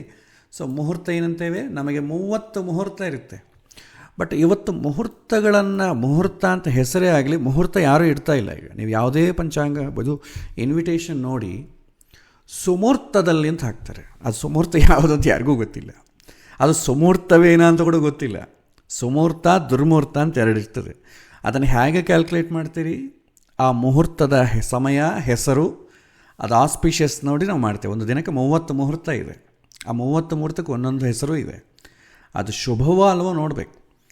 ನಾವು ಈ ಇದು ಹಾಕಬೇಕಾದೇನಂತಂದರೆ ಲಗ್ನ ಪತ್ರಿಕೆಗಳಲ್ಲಿ ಶುಭ ಲಗ್ನದಲ್ಲಿ ಅಂತ ಹಾಕಬೇಕಷ್ಟೇ. ಸುಮೂರ್ತದಲ್ಲಿ ಅಂತ ಹಾಕಿದರೆ ಮುಹೂರ್ತ ಕ್ಯಾಲ್ಕುಲೇಟ್ ಮಾಡಬೇಕಲ್ಲ. ಆದರೆ ಯಾರೂ ಗೊತ್ತಿಲ್ಲ, ಅದಕ್ಕೆ ನಡೀತಾ ಇದೆ ಅಷ್ಟೇ. ನಮ್ಮ ಒಂದು ದಿನದಲ್ಲಿ 30 ಮುಹೂರ್ತ ಇರುತ್ತೆ. ಅಂದರೆ ಏನು, ಈಗ ನಮಗೆ ಕ್ಯಾಲ್ಕುಲೇಟ್ ಮಾಡೋ ಕಾಲಕ್ಕೇನೋ 1 ಗಂಟೆ 9 ರಿಂದ 10 ಅಂತ ನೋಡಿದ್ವಿ. ನಮಗೆ ಇವಾಗ ಮಾಡಬೇಕಾದ್ದೇನು, ಸುಮುಹೂರ್ತದಲ್ಲಿ ಕೂಡ ನೋಡಬೇಕು ಅಂತಂದರೆ ಆ 1 ಗಂಟೆಯಲ್ಲಿ ಒಳ್ಳೆಯ ಮುಹೂರ್ತ ಯಾವುದು ಅಂತ ನೋಡ್ಕೊಳ್ಬೇಕು. ಬಟ್ ಈಗಿನ ಕಾಲದಲ್ಲಿ ಮುಹೂರ್ತದವರೆಗೂ ಹೋಗಬೇಡಿ, ಯಾಕಂದ್ರೆ ಅದು ಸಿಗುತ್ತೆ ಅಂತ ಗ್ಯಾರಂಟಿ ಇಲ್ಲ. ಜಾತಕದಲ್ಲಿ ವೈವಾಹಿಕ ಜೀವನ ಯಾರ ಜಾತಕದಲ್ಲಿ ಚೆನ್ನಾಗಿರುತ್ತೋ ಅವರ ಜಾತಕದಲ್ಲಿ ಸಪ್ತಮಾಧಿಪತಿ, ಸಪ್ತಮಕಾರಕ, ಸಪ್ತಮ ಸ್ಥಾನ ಎಲ್ಲ ಶುಭಗ್ರಹಗಳ ಸಂಬಂಧ ಬಂದು ಯಾವುದೇ ಇಲ್ಲದ ನೆಗೆಟಿವ್ ಇಲ್ಲದೇ ಇದ್ದರೆ ಅಂಥವರಿಗೆ ಮಾತ್ರವೇ ಮುಹೂರ್ತದಲ್ಲಿ ಸುಮುಹೂರ್ತ ಸಿಗ್ತದೆ. ಎಲ್ಲರಿಗೂ ಸಿಗುತ್ತೆ ಅಂತ ಅಂದುಕೊಳ್ಳಬೇಡಿ. ಹಾಗೆ ಈಗ ನಾನೇನು ಮಾಡ್ತೀನಿ, ಅದು ಕೂಡ ಹೇಳ್ತೇನೆ, ಬಟ್ ಪ್ರಾಕ್ಟಿಕಲಿ ಯಾರೂ ಮಾಡಲ್ಲ. ಎಲ್ಲರೂ ಲಗ್ನವರೆಗೂ ಸ್ಟಾಪ್ ಮಾಡ್ತಾರೆ. ಆಮೇಲೆ ಏಕವಿಂಶತಿಗಳು ದೋಷಗಳು ನೋಡ್ತಾರೆ. ಈಗ ನಾವು ನೋಡಿದ್ವಲ್ಲ, ಏಕವಿಂಶತಿ ದೋಷಗಳಲ್ಲಿ ಸಪ್ತಮ ಶುದ್ಧಿ, ಕುಜಾಷ್ಟಮ, ಭೃಗು ಅಷಟ್ಕ, ಪಾಪಕರ್ತರಿ, ಸಗ್ರಹ ಚಂದ್ರದೋಷ, ಗ್ರಹ ನಕ್ಷತ್ರ ದೋಷ ಮತ್ತು ಸಂಕ್ರಮಣ ದೋಷ, ಲಗ್ನಗಂಡ ಅಂತ. ಇದರಲ್ಲಿ ಒಂದು ಜಾಮಿತ್ರಿ ದೋಷ ಮಾತ್ರ ನಮಗೆ ಕಾನ್ಫ್ಲಿಕ್ಟ್ ಆಗುತ್ತೆ, ಉಳಿದದ್ದು ಯಾವುದೂ ದೋಷ ಇಲ್ಲ. ಬಲವಾದ ಮುಹೂರ್ತವ ಅಂತಂದರೆ ಲಗ್ನಾಧಿಪತಿ 12ನೇ ಮನೆಗಿರೋದ್ರಿಂದ ಅಷ್ಟು ಬಲವಾದ ಮುಹೂರ್ತ ಏನಿಲ್ಲ. ಇಟ್ಸ್ ಆ್ಯಾವರೇಜ್ ಮುಹೂರ್ತ ಅಷ್ಟೆ. ಈಗ ಈ ಸಮಯದಲ್ಲಿ ಲಗ್ನವನ್ನು ಕ್ಯಾಲ್ಕುಲೇಟ್ ಮಾಡಿದ್ವಿ. 8:28 10:30 ಲಗ್ನ ಇರೋದ್ರಿಂದ ಪ್ರಾರಂಭ ಒಂದು 30 ಮಿನಿಟ್ಸ್, ಕೊನೆಗೊಂದು 30 ಮಿನಿಟ್ಸ್ ತೆಗೆದುಬಿಟ್ವಿ. ಅದರಲ್ಲಿ 9 ರಿಂದ 10 ಅಲ್ವಾ, 9 ರಿಂದ 10 ಮುಹೂರ್ತ ನೋಡಿ. ಸೊ ಸೂರ್ಯೋದಯದಿಂದ ಹಾಕಿದ್ದೇನೆ. ಅವತ್ತಿನ ಶ್ರಾವಣ ಮಾಸದಲ್ಲಿ 11ನೇ ತಾರೀಕು ಏನಿದೆ, ಅವತ್ತಿನ ದಿನ ಸೂರ್ಯೋದಯ, ಅದನ್ನು ತಗೊಳ್ಳಿ. ಸೂರ್ಯೋದಯದಿಂದ 48 ಮಿನಿಟ್ಸ್ ಆ್ಯಡ್ ಮಾಡಿ. ಏನು ಬರ್ತದೆ, ಮೊದಲು ಪ್ರಾರಂಭ ಮುಹೂರ್ತ ಹೆಸರು ರುದ್ರ ಮುಹೂರ್ತ, ಅದು ಅಷ್ಟು ಒಳ್ಳೆಯದಲ್ಲ. ನೀವು ಅದೇ ಥರ ನೋಡ್ಕೊತ ಬನ್ನಿ. 6:52 ಎರಡನೇ ಮುಹೂರ್ತ ಅಹಿ ಮುಹೂರ್ತ, ಅದು ಒಳ್ಳೆಯದಲ್ಲ. 7:42 8:32 ಮಿತ್ರ ಮುಹೂರ್ತ ಒಳ್ಳೆಯದು. ಬಟ್ 8:32 9:22 ಪಿತೃ ಮುಹೂರ್ತ. ಪಿತೃ ಸಂಬಂಧವಾದ ಕಾರ್ಯಕ್ರಮಗಳೆಲ್ಲ ಮಾಡುವಂಥದ್ದು. ಈ ಪಿತೃ ಮುಹೂರ್ತ ಆಗಲಿ, ವಿಶ್ವೇದೇವ ಮುಹೂರ್ತ ಆಗಲಿ, ವಿಧಿ ಮುಹೂರ್ತ ಆಗಲಿ, ಇದೆಲ್ಲ ಪಿತೃ ಸಂಬಂಧಪಟ್ಟದ್ದು. ಆದರೂ ಪಿತೃ ಸಂಬಂಧಪಟ್ಟದ್ದಾದರೂ ಕೂಡ ಅಷ್ಟೇನು ಆಸ್ಪಿಷಿಯಸ್ ಅಲ್ಲ. ಸೊ ಈಗ ನಮಗೆ 9 ರಿಂದ 10 ತನಕ ಅಲ್ವಾ ಲಗ್ನ. ಸೊ ಇಲ್ಲಿ ನೋಡಿ 9:22 ತನಕ ಪಿತೃ ಮುಹೂರ್ತವೇ ಇದೆ, ಹಾಗಾಗಿ ಅದು ಅಷ್ಟು ಆಸ್ಪಿಷಿಯಸ್ ಅಲ್ಲ. ನೆಕ್ಸ್ಟ್ ಯಾವುದು, 9:22 10:12 ವಸು ಮುಹೂರ್ತ, ಇದು ಒಳ್ಳೆಯದು. ಅದು ಶುರುವಾಗೋದು ಯಾವಾಗ, 9:22. ಅದು ಎಷ್ಟು ಗಂಟೆಗೆ, 10:12 ಇರ್ತದೆ. ಸೊ ಈ ಸಮಯದಲ್ಲಿ ಮಾಡಬೇಕು. ಅದೇ ಸಮಯದಲ್ಲಿ ಲಗ್ನಗಂಡ ಅಂತ ಆಗಬಾರ್ದು. 10 ಗಂಟೆವರೆಗೆ ಆದರೆ ಲಗ್ನ ಗಂಡ ಅಂತ ಆಗಲ್ಲ.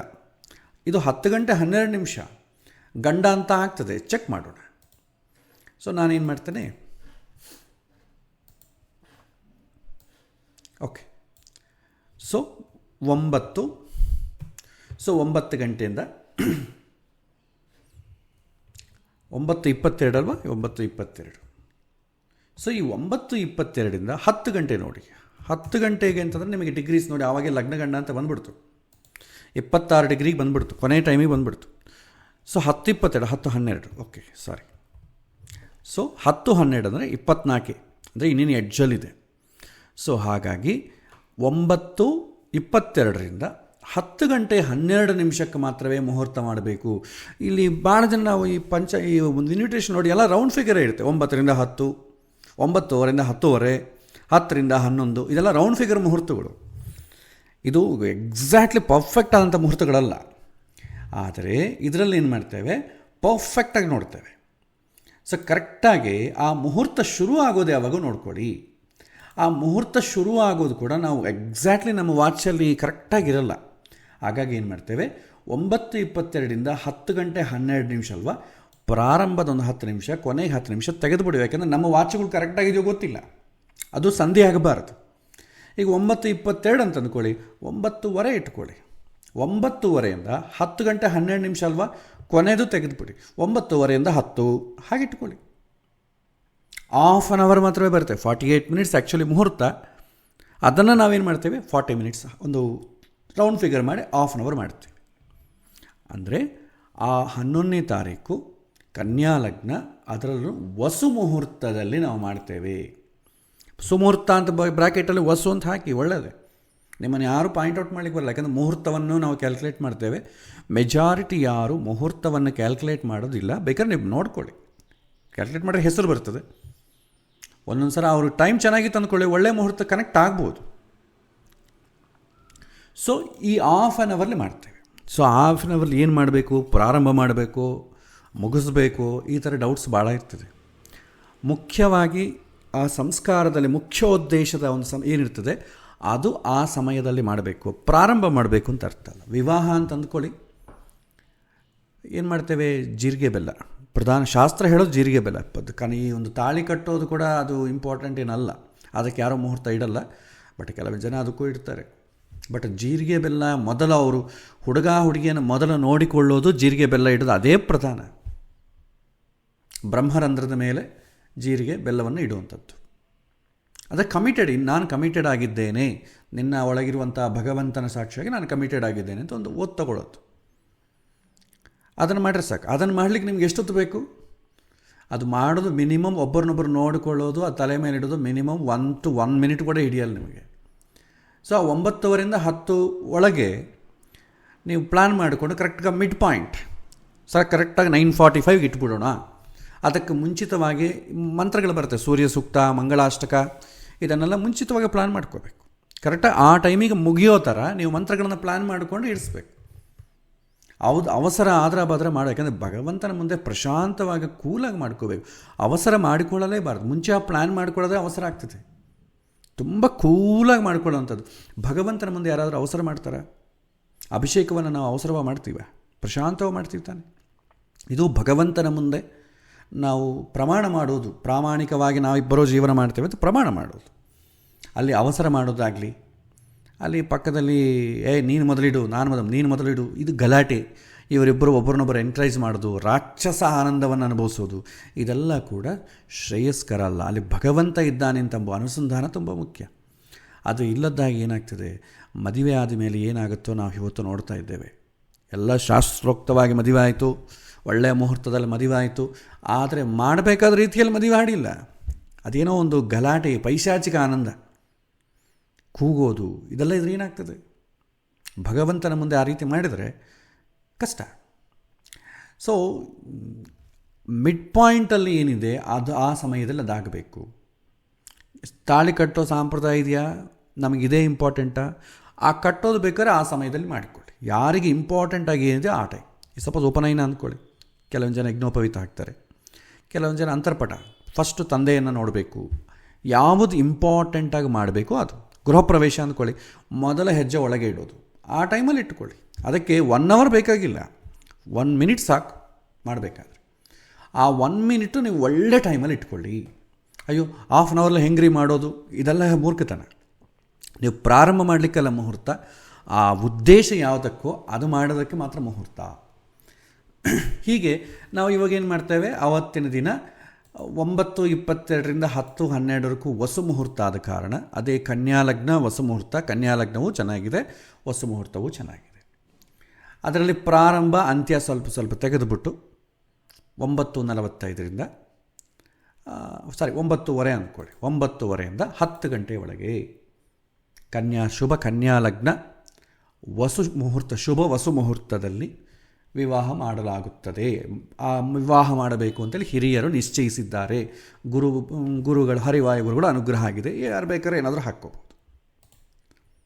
ಸೊ ಇದು ಅವತ್ತಿನ ದಿನ ಆ್ಯಾವರೇಜ್ ಆದರೂ ಕೂಡ ಮಿನಿಮಮ್ ನೋಡುವಂಥದ್ದು. ಇನ್ನು ನಿಮಗೆ ಪುಷ್ಕರಾಂಶ ಅಂತ ಒಂದಿದೆ. ಸೊ ಅದನ್ನು ಕೂಡ ಭಾಳ ಜನ ನೋಡ್ತಾರೆ. ಅದು ಓನ್ಲಿ 9 ಮಿನಿಟ್ಸ್ ಇರ್ತದೆ ಅಷ್ಟೇ. ಅಂದರೆ ನಾವು ಈ 9:30 to 10 ಅಂತ ಏನಿಟ್ಟಿದ್ದೇವೆ, ಅದರಲ್ಲಿ ಮತ್ತೆ ಫರ್ದರ್ ಆಗಿ ಪುಷ್ಕರಾಂಶ ಅಂತ ಏನಿಲ್ಲ. ಆವತ್ತಿನ ದಿನ ಲಗ್ನ ಏನಿದೆ, ಆ ಲಗ್ನದಲ್ಲಿ ಒಂದು ಲಗ್ನ ಅಂತಂದರೆ 9 ನಮಗೆ ನವಾಂಶಗಳಿರ್ತದಲ್ಲ, 9 ನವಾಂಶ. ಆ 9 ನವಾಂಶದಲ್ಲಿ ಕೂಡ ಶುಭ ನವಾಂಶ ಅಂತ ಇರ್ತದೆ, ಶುಭಗ್ರಹಗಳ ಆಧಿಪತ್ಯ ಇರುವಂಥ ನವಾಂಶ ಅಂತ. ಆ ನವಾಂಶದಲ್ಲಿ ನಾವು ವಿವಾಹವನ್ನು ಮಾಡ್ತೇವೆ. ಸೊ ಅದರಲ್ಲಿ ನಿಮಗೆ ಹೇಳಬೇಕಾದ್ರೆ, ಒಂದು ನಿಮಿಷ, ಮೇಷರಾಶಿಯಲ್ಲಿ ನಿಮಗೆ ಕರೆಕ್ಟಾಗಿ ತುಲಾನವಾಂಶ, ಮೇಷರಾಶಿಯಲ್ಲಿ ತುಲಾನವಾಂಶ ಬಂತಂದುಕೊಳ್ಳಿ, ಅದು ಪುಷ್ಕರ ನವಾಂಶ. ವೃಷಭ ರಾಶಿಯಲ್ಲಿ ನಿಮಗೆ ವೃಷಭ ನವಾಂಶ ಬರಬೇಕು. ಕರ್ಕರಾಶಿಯಲ್ಲಿ, ಮಿಥುನ ರಾಶಿಯಲ್ಲಿ ವೃಷಭ ನವಾಂಶ, ಕರ್ಕರಾಶಿಯಲ್ಲಿ ಕನ್ಯಾ ನವಾಂಶ. ಅಂದರೆ ಇಲ್ಲಿ ಲಗ್ನಗಳು ಶುಭಗ್ರಹ ಲಗ್ನಗಳು ಮಾತ್ರವೇ ಅಲ್ಲ, ಅದೇ ಸಮಯದಲ್ಲಿ ನವಾಂಶದಲ್ಲಿ ಕೂಡ ಶುಭ ನವಾಂಶಗಳು ಬರಬೇಕು. ಈಗ ನಾವೇನು ಮಾಡ್ತಾ ಇದ್ದೇವೆ, ಕನ್ಯಾ ಲಗ್ನವನ್ನು ತಾನೇ ಇಟ್ಟಿದ್ದೇವೆ. ಕನ್ಯಾ ಲಗ್ನದಲ್ಲಿ ವೃಷಭ ನವಾಂಶ ಬರಬೇಕು. ಈಗ ನಾವೇನು ಮಾಡ್ತಾ ಇದ್ದೇವೆ, ಈ ಸಮಯವನ್ನು ನೋಡ್ಕೊಳ್ಳಿ. ಸಮಯ ಏನು ಅಂದ್ಕೊಂಡಿದ್ದೇವೆ ನಾವು, 9:30ಯಿಂದ. ಸೊ 9:30ಯಿಂದ 10 ಗಂಟೆವರೆಗೂ ಅಂತಂದಿದ್ದೀವಲ್ಲ, ಈ 9:30ರಿಂದ 10 ಗಂಟೆಯ ಒಳಗೆ ನಿಮಗೆ ಈ ಈ ವೃಷಭ ನವಾಂಶ ಬರಬೇಕು. ಸೊ ನೋಡಿ, ಕರೆಕ್ಟಾಗಿ 9:30ಗೆ ವೃಷಭ ನವಾಂಶ ಇದೆ. ಸೊ ಪುಷ್ಕರಾಂಶ ಅಂತೀವಿ ಅದನ್ನು. ಯಾಕೆಂತಂದರೆ ಈ ಲಗ್ನದಲ್ಲಿ ನವಾಂಶದಲ್ಲಿ ವೃಷಭ ನವಾಂಶ ಬಂತು ಅಂತಂದರೆ ದಟ್ ಈಸ್ ಮೋರ್ ಆಸ್ಪೇಷಿಯಸ್. ಅದು ನಿಮಗಿರೋದು 9 ಮಿನಿಟ್ಸ್ ಮಾತ್ರವೇ. ಅಂದರೆ ಓವರಾಲ್ ಮುಹೂರ್ತ ಎಲ್ಲ ಒಳ್ಳೆಯದೇ, ಅದರಲ್ಲಿ ಫರ್ದರಾಗಿ ಇನ್ನೂ ಡೀಪೆಸ್ಟ್ ಮುಹೂರ್ತ ಅಂತಂದರೆ ಪುಷ್ಕರಾಂಶ. ಸೊ ನೀವು ನ್ಯಾವಿಗೇಟ್ ಮಾಡಿ, ಯಾವಾಗ ಶುರು ಆಗುತ್ತೆ ಪುಷ್ಕರಾಂಶ ಅಂತದ್ದು. ಈಗ 9:30 ಇಟ್ಟಲ್ವ, ಸೊ ನೀವು ಅದು ಪ್ರಾರಂಭನೇ ಬಂದಿರೋದ್ರಿಂದ ಸ್ವಲ್ಪ ಬ್ಯಾಕ್ ಹೋಗಿ ಸಮಯವನ್ನು ನೀವು ನ್ಯಾವಿಗೇಟ್ ಮಾಡಿದ್ರಿ ಅಂದ್ಕೊಳ್ಳಿ. ಸೊ ನೋಡಿ, ಯಾವಾಗ ನಿಮಗೆ ವೃಷಭ ನವಾಂಶ ಯಾವಾಗ ಬರುತ್ತೆ ಅಂತ ನೋಡ್ಕೊಳ್ತಾ ಇರಿ. ಸೊ ವೃಷಭ ನವಾಂಶ ನಿಮಗೆ ಬರೋದು ಕರೆಕ್ಟಾಗಿ 9:30 ಶುರುವಾಗ್ತಾಯಿದೆ. ಅಂದರೆ ಏನು, ಆವಾಗೇ ಮಾಡಬೇಕು. 9:30ರಿಂದ 10 ನಿಮಿಷ ಮಾತ್ರವೇ ಇರ್ತದೆ ನೋಡಿ. ಮತ್ತು ಎಷ್ಟು ಗಂಟೆಗೆ ಬರುತ್ತೆ, 9:34, 35, 36, 37, 38, 39, 40, 41, 42, 43. ಸೊ 43ಗೆ ಬದಲಾಯಿತು. ಅಂದರೆ 9 ಗಂಟೆಯಿಂದ 9:43ಗೆ ಬದಲಾಗ್ತಾ ಇದೆ. 9 ಮಿನಿಟ್ಸ್ ಅಂತ ಆ್ಯಕ್ಚುಲಿ ಹೇಳಿದ್ವಲ್ಲ, ಇದೇನಂತಂದರೆ ಒಂದೊಂದು ರಾಶಿಯಲ್ಲಿ ಒಂದೊಂದು ಸಲ ಡಿಗ್ರೀಸ್ ಬದಲಾಗ್ತದೆ. ನಾವು ಅದನ್ನು ರೌಂಡ್ ಫಿಗರ್ ಮಾಡ್ಕೋಬೋದು. ನಾವೇನು ಮಾಡ್ತೇವೆ, 9:30 9:40 ಶುಭ ಪುಷ್ಕರ ನವಾಂಶದಲ್ಲಿ ಅಷ್ಟೇ. ನಾವೀಗೇನಾಯಿತು, ಲಗ್ನವೂ ಬಂತು, ಸುಮುಹೂರ್ತವೂ ಬಂತು. ದುರ್ಮುಹೂರ್ತ ಅಂತಂದರೆ ಏನು, ಮಾಮೂಲಾಗಿ ಭಾಳ ಜನ ದುರ್ಮುಹೂರ್ತ ಅಂದರೆ ಏನಿಲ್ಲ, ಈ ಹೆಸರುಗಳೇ. ಅಹಿಮುಹೂರ್ತ ದುರ್ಮುಹೂರ್ತ, ಮಿತ್ರ ಮುಹೂರ್ತ ಸುಮುಹೂರ್ತ, ಪಿತೃಮುಹೂರ್ತ ದುರ್ಮುಹೂರ್ತ, ಈ ಹೆಸರುಗಳಲ್ಲೇ ನಾವು ಮಾಡಬೇಕಷ್ಟೆ. ಸೊ ಹಾಗೆ ನಾವು ಇವಾಗ ನೋಡಿದರೆ ಈ 11ನೇ ತಾರೀಕು ಆಗಸ್ಟ್ 2020 ಅವತ್ತು ಆ್ಯಾವ್ರೇಜ್ ಅಂತ ಬರ್ಕೊಳ್ಳಿ.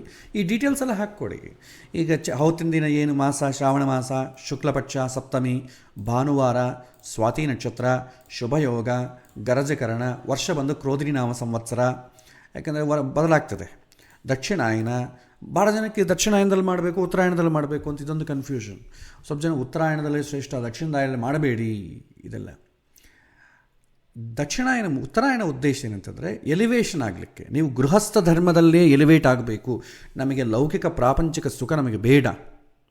ನಮಗೆ ಗೃಹಸ್ಥ ಧರ್ಮ ನಾವು ಮದುವೆ ಮಾಡಿಕೊಳ್ಳೋದು ಇದೆಲ್ಲ ಕೂಡ ನಮ್ಮ ಉದ್ಧಾರಕ್ಕೋಸ್ಕರವೇ. ಉದ್ಧಾರ ಅಂತಂದರೆ ಲೌಕಿಕ ಸುಖಕ್ಕೋಸ್ಕರ, ಒಳ್ಳೆಯ ಉದ್ಯೋಗ, ಹಣ ಗಿಣ, ಮನೆ ಬಾಗಿಲು, ಮಕ್ಕಳು, ಇದಲ್ಲ. ನಾನು ಈ ಜನ್ಮದಲ್ಲಿ ಬಂದು ನನ್ನ ಜನ್ಮ ಸಾರ್ಥಕವನ್ನು ಮಾಡಿಕೊಂಡು ಭಗವಂತನನ್ನು ತಿಳ್ಕೊಳ್ಬೇಕು ಅಂತ ಉದ್ಧರೇತ್ ಆತ್ಮನಾತ್ಮಾನ, ಆ ಥರ ಮಾಡ್ಕೊಳ್ಳೋಂಗಿದ್ರೆ ನೀವು ಖಂಡಿತ ಉತ್ತರಾಯಣದಲ್ಲಿ ತಗೊಳ್ಳಿ. ದಕ್ಷಿಣಾಯನ ಅಂತಂದರೆ ಸಂಸಾರ ಸುಖ, ಅದು ದಕ್ಷಿಣಾಯನ ಮಾಡ್ತೀವಿ. ನಮ್ಮ ಪರ್ಪಸ್ ಏನು, ಗೃಹಸ್ಥ ಧರ್ಮವನ್ನು ಮೋಕ್ಷಕ್ಕಾಗಿ ನಾವೇನು ಮೀಸಲಿಡ್ತಿಲ್ಲ. ಅದು ಏನು ಮುಹೂರ್ತ ಇಟ್ಟರು ಕೊನೆಗೆ ಮಾಡಿದ್ರೆ ನಮ್ಮ ಸಂಸಾರಿಕ ಜೀವನವೇ, ಇಷ್ಟಗಳನ್ನ ಈಡೇರಿಸ್ಕೊಳ್ಳುವಂಥ ಕೆಲಸದಲ್ಲೇ ಇರ್ತೇವೆ. ಆದ ಕಾರಣ ಉತ್ತರಾಯಣ ಆದ್ರೇನು, ದಕ್ಷಿಣಾಯಣ ಆದ್ರೇನು. ಭಾಳ ಜನ ಉಪನಯನವೂ ಅಷ್ಟೇ, ನಮ್ಮ ಉತ್ತರಾಯಣ ಬರಬೇಕಲ್ಲ ಆಚಾರ್ಯ, ಉತ್ತರಾಯಣದಲ್ಲಿ ಮಾಡ್ತೇವೆ. ಉತ್ತರಾಯಣದಲ್ಲಿ ವಿದ್ಯಾರ್ಥಿಯು ಮಾಡಿದರೆ ಅವನು ಭಗವಂತನನ್ನು ಯಥಾರ್ಥವಾಗಿ ತಿಳ್ಕೊಳ್ಳಿಕ್ಕೆ ಪ್ರಯತ್ನ ಮಾಡ್ತಾನೆ. ನೀವು ಉತ್ತರಾಯಣದಲ್ಲಿ ಉಪನಯನ ಮಾಡಿ ಹುಡುಗನನ್ನು ನೀವು ಮಾಮೂಲು ಸ್ಕೂಲಿಗೆ ಕಳಿಸ್ತೇನೆ ಅಂತಂದರೆ ಉತ್ತರಾಯಣ ಆಗಬೇಕಾಗಿದೆ. ಜನರಲ್ಲ ನೀವು ಮಾಮೂಲು ಲೌಕಿಕವಾದ ಎಜುಕೇಷನ್ ಮಾಡಿಕೊಂಡು ಜಸ್ಟ್ ಒಂದು ಥ್ರೆಡ್ ಬ್ರಾಹ್ಮಣ ಅಂತಂದರೆ ಒಂದು ಥ್ರೆಡ್ ಇರಬೇಕು, ಅದಿದ್ರೇ ಬ್ರಾಹ್ಮಣ ಅಂತ ಐಡೆಂಟಿಫೈ ಮಾಡ್ತಾರೆ ಅಂತಂಬೋದಾದರೆ ಅದು ಯಾಕೆ ಬೇಕು? ಪರ್ಪಸ್ ಎಂಬುದು ಫುಲ್ಫಿಲ್ ಆಗಬೇಕು. ಅಲ್ಲದೆ ಇದ್ದಾಗ ಉಪಯೋಗ ಏನಿದೆ? ಉತ್ತರಾಯಣ ಆದರೂ ಒಂದೇ, ದಕ್ಷಿಣಾಯಣ ಆದರೂ ಒಂದೇ. ಸೊ ಪರ್ಪಸ್ ನಿಮ್ಮದು ಕರೆಕ್ಟಾಗಿದ್ದರೆ ಅದು ಯಾವಾಗ ಮಾಡಬೇಕು ಅದು ಮಾಡಬೇಕು. ಸೊ ವಿವಾಹಕ್ಕಂತೂ ಉತ್ತರಾಯಣ ದಕ್ಷಿಣಾಯನ ಏನಿಲ್ಲ, ಯಾವಾಗ ಬೇಕಾದರೂ ಮಾಡ್ಬೋದು. ಒಂದು ವೇಳೆ ನೀವು ಪರ್ಟಿಕ್ಯುಲರ್ಲಿ ನಮಗೆ ಸಂಸಾರ ಸುಖ ಬೇಡ, ನಾವು ಇಷ್ಟು ದಿನ ಗೃಹಸ್ಥ ಧರ್ಮ, ಮಕ್ಕಳಾದ ಮೇಲೆ ಅವ್ರನ್ನ ಉದ್ಧಾರ ಮಾಡಿದ್ಮೇಲೆ ನಾವು ವಾನಪ್ರಸ್ಥಕ್ಕೆ ಹೋಗ್ತೇವೆ, ಅದ ನಂತರ ನಾವು ಸನ್ಯಾಸಿಯಾಗಿ ನಾವು ಜೀವನ ಮಾಡ್ತೇವೆ ಅಂತಂದರೆ ತೊಗೊಳ್ಳಿದ್ದ ಉತ್ತರಾಯಣದಲ್ಲೇ ಮಾಡ್ಕೊಳ್ಳಿ, ಯಾರು ಬೇಡಂತಾರೆ. ಇವತ್ತು ಆ ಉದ್ದೇಶ ಯಾರಿಗೂ ಇಲ್ಲ. ನಾವು ಪ್ರಾಜಾಪತ್ಯ ವಿವಾಹವನ್ನು ಬಿಟ್ಟು ಬಹಳ ದಿನ ಆಗಿದೆ. ನಾವಿರೋದು ಗಾಂಧರ್ವ ವಿವಾಹ, ರಾಕ್ಷಸ ವಿವಾಹ, ಪೈಶಾಚಿಕ ವಿವಾಹ, ಅಸುರ ವಿವಾಹ, ಈ ಒಂದು 4 ವಿವಾಹ, ಅಷ್ಟವಿಧದಲ್ಲಿ ಈ 4 ವಿವಾಹ ವ್ಯವಸ್ಥೆಯಲ್ಲಿ ಇದ್ದೇವೆ ನಾವು ಇವಾಗ.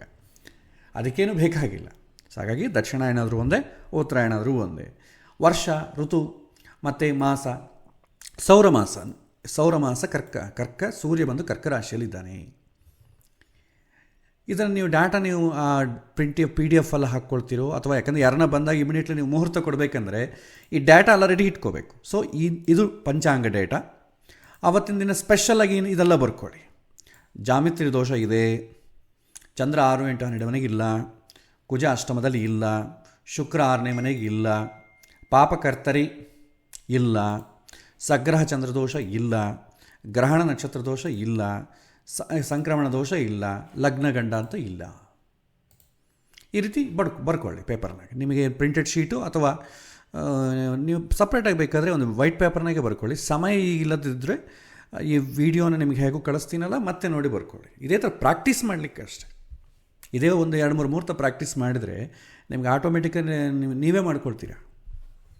ನೆಕ್ಸ್ಟ್ ಏನು ಮಾಡಬೇಕು? ಲಗ್ನ ವಿಚಾರಕ್ಕೆ ಬರಬೇಕು. ಮುಹೂರ್ತ ಲಗ್ನ ಯಾವ ಲಗ್ನ? ಇದನ್ನು ಆಯ್ಕೆ ಮಾಡಿಕೊಂಡು ನಾನು ಕನ್ಯಾ ಲಗ್ನವನ್ನು ಆಯ್ಕೆ ಮಾಡಿಕೊಂಡಿದ್ದೇನೆ. ಬಟ್ ವೆರಿ ಕಾಶಿಯಸ್, ಮೇಲೆ ಬರ್ಕೊಳ್ಳಿ ದಿಸ್ ಈಸ್ ಆ್ಯಾವರೇಜ್ ಮುಹೂರ್ತ. ಯಾಕೆ ಅಂತಂದರೆ ಆ್ಯಾವರೇಜ್ ಅಥವಾ ಲಾಸ್ಟ್ ಪ್ರಯಾರಿಟಿ ಅಂತ ಬರ್ಕೊಳ್ಳಿ. ಯಾಕೆಂದರೆ ಲಗ್ನಾಧಿಪತಿ ವೀಕ್ ಆಗಿದ್ದಾನೆ, ಜಾಮಿತ್ರಿ ದೋಷ ಇದೆ. ನಾವು ಮುಂದೆ ಮುಹೂರ್ತ ಕ್ಯಾಲ್ಕುಲೇಟ್ ಮಾಡೋ ಕಾಲಕ್ಕೆ ಎಲ್ಲ ಚೆನ್ನಾಗಿ ಬಂತು ಅಂತಂದರೆ ಇದನ್ನು ಮಾಡ್ಕೊಳ್ಳೋ ಅವಶ್ಯಕತೆ ಏನಿದೆ? ಅದಕ್ಕೆ ನಿಮಗೆ ಅರ್ಥ ಆಗಬೇಕು ಅಂತೇಳಿ ಲಾಸ್ಟ್ ಪ್ರಯಾರಿಟಿ ಅಂತ ಬರ್ಕೊಳ್ಳಿ. ಯಾಕೆಂದರೆ ನಾಳೆ ಕ್ಯಾಲ್ಕುಲೇಟ್ ಮಾಡೋ ಕಾಲಕ್ಕೆ ಇದಕ್ಕನ್ನ ಒಳ್ಳೆ ಮುಹೂರ್ತ ಸಿಗ್ಬೋದು. ಆವಾಗ ಇದನ್ನು ಇಡೋ ಅವಶ್ಯಕತೆ ಇಲ್ಲ, ಇದರಲ್ಲಿ ಮಾಡಬೇಕಾದ ಅವಶ್ಯಕತೆ ಇಲ್ಲ. ಸೊ ಹಾಗಾಗಿ ಮೇಲೆ ದೊಡ್ಡ ಹೆಡ್ಡಿಂಗ ಬರ್ಕೊಳ್ಳಿ, ಲಾಸ್ಟ್ ಪ್ರಯಾರಿಟಿ ಅಥವಾ ಆ್ಯಾವ್ರೇಜ್. ಅವ್ರಿಗೆ ಎಕ್ಸ್ಪ್ಲೈನ್ ಮಾಡಲಿಕ್ಕೆ ತುಂಬ ಈಸಿ ಆಯಿತು. ನೋಡಪ್ಪ, ಮುಹೂರ್ತ ಯಾವುದಿಲ್ಲ, ಇದು ಲಾಸ್ಟ್ ಪ್ರಯಾರಿಟಿ, ಇದು ತುಂಬ ಚೆನ್ನಾಗಿರುತ್ತೆ ಅಂತಲ್ಲ, ಇದ್ದಿದ್ರಲ್ಲಿ ಇದೊಂದು ಒಳ್ಳೆಯದು, ಅಷ್ಟು ಗ್ಯಾರಂಟಿ ಕೊಡೋಕ್ಕಾಗಲ್ಲ, ನಿಮ್ಮ ಇಷ್ಟ ಮಾಡ್ಕೊಳ್ಳೋಂಗಿದ್ರೆ ಇಟ್ಟುಕೊಡ್ತೇನೆ ಅಂತ ಹೇಳ್ತೇವೆ. ಇನ್ ಕೇಸ್ ಒಳ್ಳೆ ಮುಹೂರ್ತ ಇಲ್ಲ ಸರಿ, ನಾವು ಇನ್ನೂ ಒಳ್ಳೆ ಮುಹೂರ್ತಕ್ಕೋಸ್ಕರ ಕಾಯ್ತೀವಿ ಅಂತಂದರೆ ಇದನ್ನು ಇಡೋ ಕೆಲಸನೇ ಇಲ್ಲ. ಬಟ್ ಎಕ್ಸ್ಪ್ಲೈನ್ ಮಾಡಲೇಬೇಕು. ನೆಕ್ಸ್ಟ್ ಮುಹೂರ್ತ ಲಗ್ನ ವಿಚಾರಕ್ಕೆ ಬರೋಣ. ಲಗ್ನ ಕನ್ಯಾ ಲಗ್ನದಲ್ಲಿ ಮಾಡೋಣ. ಸೊ ಕನ್ಯಾ ಲಗ್ನ ಇಟ್ಟಿದ್ದೇನೆ. ಈ ಸಮಯದಲ್ಲಿ ನಮಗೆ ಎಷ್ಟು ಇದೆ? ಆ ಲಗ್ನ ಎಷ್ಟು ಗಂಟೆಯಿಂದ ಎಷ್ಟು ಗಂಟೆಗೆ ಶುರುವಾಗ್ತದೆ? 8:43 10 ಗಂಟೆ 15 ನಿಮಿಷಕ್ಕೆ ಶುರುವಾಗ್ತದೆ. ಮುಹೂರ್ತ ಯಾವಾಗಿಡ್ತೇನೆ ಅದು ಬರ್ಕೊಳ್ಳಿ. ಸೊ ಮುಹೂರ್ತ ನಿಮ್ಗೆ ಯಾವ ಸಮಯದಲ್ಲಿ ಇದರ ಬರೆದಿದ್ದೇನೆ ಇದನ್ನು ಹಾಕ್ಕೋಬೇಡಿ, ಈ ಸುಮ್ಮನೆ ನಾನು ನ್ಯಾವಿಗೇಟ್ ಮಾಡಿಟ್ಟಿದ್ದೇನೆ. ಸೊ ಮುಹೂರ್ತ ಏನಾಗ್ತದೆ ನಿಮಗೆ ಈ ಪ್ರಾರಂಭದಲ್ಲಿ ಕನ್ಯಾ ಲಗ್ನದಲ್ಲಿ ಮುಹೂರ್ತ ತಗೊಳ್ಳಿ. ಮುಹೂರ್ತ ಚಕ್ರವನ್ನು ನೋಡಿ ನೀವು ಅದನ್ನು ಏನು ಮಾಡಬೇಕು ಅದು ಕ್ಯಾಲ್ಕುಲೇಟ್ ಮಾಡಲೇಬೇಕು. ಸೂರ್ಯೋದಯದಿಂದ 48 ನಿಮಿಷ ಆ್ಯಡ್ ಮಾಡ್ತಾ ಹೋಗಿ. ಬಟ್ ಇದೆಲ್ಲ ಆ್ಯಡ್ ಮಾಡೋದು ತಲೆನೋವು ಅಂತೇಳಿ ಯಾರೂ ಮುಹೂರ್ತ ಹಾಕೋದಿಲ್ಲ. ಸುಮುಹೂರ್ತವೋ ದುರ್ಮುಹೂರ್ತವೋ ಯಾವುದಿದ್ರೂ ಸುಮುಹೂರ್ತ ಅಂತ ಬರೆದು ಬಿಡ್ತಾರೆ. ಯಾಕೆಂದರೆ ಲಗ್ನವರೆಗೆ ಆ್ಯಕ್ಚುಲಿ ಮುಹೂರ್ತ ಅಂತ ಬರೆಯೋ ಅವಸರ ಇಲ್ಲ, ಶುಭ ಲಗ್ನದಲ್ಲಿಂದ ಹಾಕಿಬಿಟ್ರೆ ಆಯಿತು. ಇನ್ನು ಮುಹೂರ್ತ ಅಂದರೆ ದೈವಾಧೀನ, ಅವರಿಗೆ ಒಳ್ಳೇದು ಮಾಡ್ಕೊಂಡ್ರೆ ಒಳ್ಳೆಯ ಮುಹೂರ್ತ ಕನೆಕ್ಟ್ ಆಗುತ್ತೆ, ಇಲ್ಲದ್ರೆ ಕನೆಕ್ಟ್ ಆಗಲ್ಲ. ಆದರೆ ನೀವು ನೋಡೋ ಹಾಗಿದ್ದರೆ ಮುಹೂರ್ತವನ್ನು ಸೂರ್ಯೋದಯದಿಂದ 48 ನಿಮಿಷ ಕ್ಯಾಲ್ಕುಲೇಟ್ ಮಾಡ್ತಾ ಅದಕ್ಕೆ ಹೆಸರುಗಳು ಇಟ್ಕೊಳ್ಳಿ. ನಿಮಗೆ ಈ ಡೇಟಾ ಎಲ್ಲ ನಿಮಗೆ ನಿಮ್ಮ ಹತ್ರ ಇದೆ. 48 ಮಿನಿಟ್ಸ್ ಆ್ಯಡ್ ಮಾಡ್ತಾ ಹೋಗಿ. ಆ ಮುಹೂರ್ತ ಲಗ್ನ ಸಮಯದಲ್ಲಿ ಯಾವುದಿದೆ ಸೊ ನೋಡ್ಕೊಳ್ಳಿ. 9:22ರಿಂದ 10:12. ಸೊ ಇಲ್ಲಿ ಆ ಪೇಪರ್ನಾಗೆ ಬರೆದುಕೊಳ್ಳಿ. ಈ ಥರ ಸುಮುಹೂರ್ತದಲ್ಲಿ ವಸು ಮುಹೂರ್ತದಲ್ಲಿ ಅಂತ ಬರ್ಕೊಳ್ಳಿ. ಸೊ 9:30.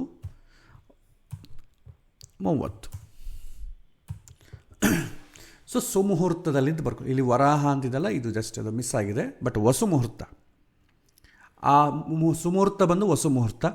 ಪುಷ್ಕರಾಂಶ, ಪುಷ್ಕರಾಂಶ ಅಂದರೆ ಏನು? ವೃಷಭ ಲಗ್ನ ಬರಬೇಕು.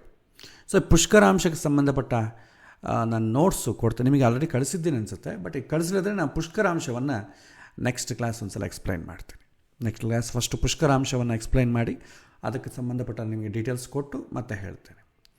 ಬಟ್ ಎಕ್ಸ್ಟ್ರೀಮಲ್ಲಿ ನೀವು ಬೇಕಾದ್ರೆ ಮಾಡಿ, ಇಲ್ಲಾಂದರೆ ಶುಭ ಲಗ್ನ ಅಂತ ಇಟ್ಕೊಟ್ಬಿಡಿ. ಇಲ್ಲ ನಾನು ಇನ್ನೂ ಸ್ವಲ್ಪ ಡೀಪಾಗಿ ಕ್ಯಾಲ್ಕುಲೇಟ್ ಮಾಡ್ತೀನಿ ಅಂತಂದರೆ ಮುಹೂರ್ತವನ್ನು ಕ್ಯಾಲ್ಕುಲೇಟ್ ಮಾಡಿ. ಇಲ್ಲ ನಂಗೆ ಇನ್ನೂ ಡೀಪಾಗಿ ಮಾಡ್ತೀನಿ ಅಂತಂದರೆ ಸುಮುಹೂರ್ತವನ್ನು ಮಾಡಿ, ಪುಷ್ಕರಾಂಶವನ್ನು ಮಾಡಿ. ಸೊ ಇಲ್ಲಿ ನಾವು ನೋಡಬೇಕಾದೇನು, ಪಂಚಾಂಗ ಶುದ್ಧಿ ಚೆನ್ನಾಗಿರಬೇಕು, ಲಗ್ನ ಚೆನ್ನಾಗಿರಬೇಕು, ಏಕವಿಂಶತಿ ದೋಷಗಳು ಕನ್ಸಿಡರ್ ಮಾಡಬೇಕು, ರಾಹುಕಾಲಕ್ಕೆ ತೊಂದರೆ ಬರಲಾರ್ದು ನೋಡ್ಕೊಳ್ಬೇಕು. ಪ್ಲಸ್ ಆ ಸಮಯದಲ್ಲಿ ಮುಹೂರ್ತ ಇದ್ದರೆ ನೋಡಿಕೊಡಿ, ಇಲ್ಲಾಂದರೆ ಲಗ್ನ ಅಂತ ಹೇಳಿ ಕೊಟ್ಬಿಡಿ. ಅದರಲ್ಲೂ ಒಂದು ವೇಳೆ ಮುಹೂರ್ತ ಸಿಕ್ಕಿತು ಅಂತ ಅಂದ್ಕೊಳ್ಳಿ, ನಿಮಗೆ ಪುಷ್ಕರಾಂಶ ಇರ್ತ್ಯಾ ಅಂತ ನೋಡ್ಕೊಳ್ಳಿ, ಇದ್ದರೆ ಕೊಡಿ, ಇಲ್ಲಾಂದರೆ ಕೊಡಬೇಡಿ.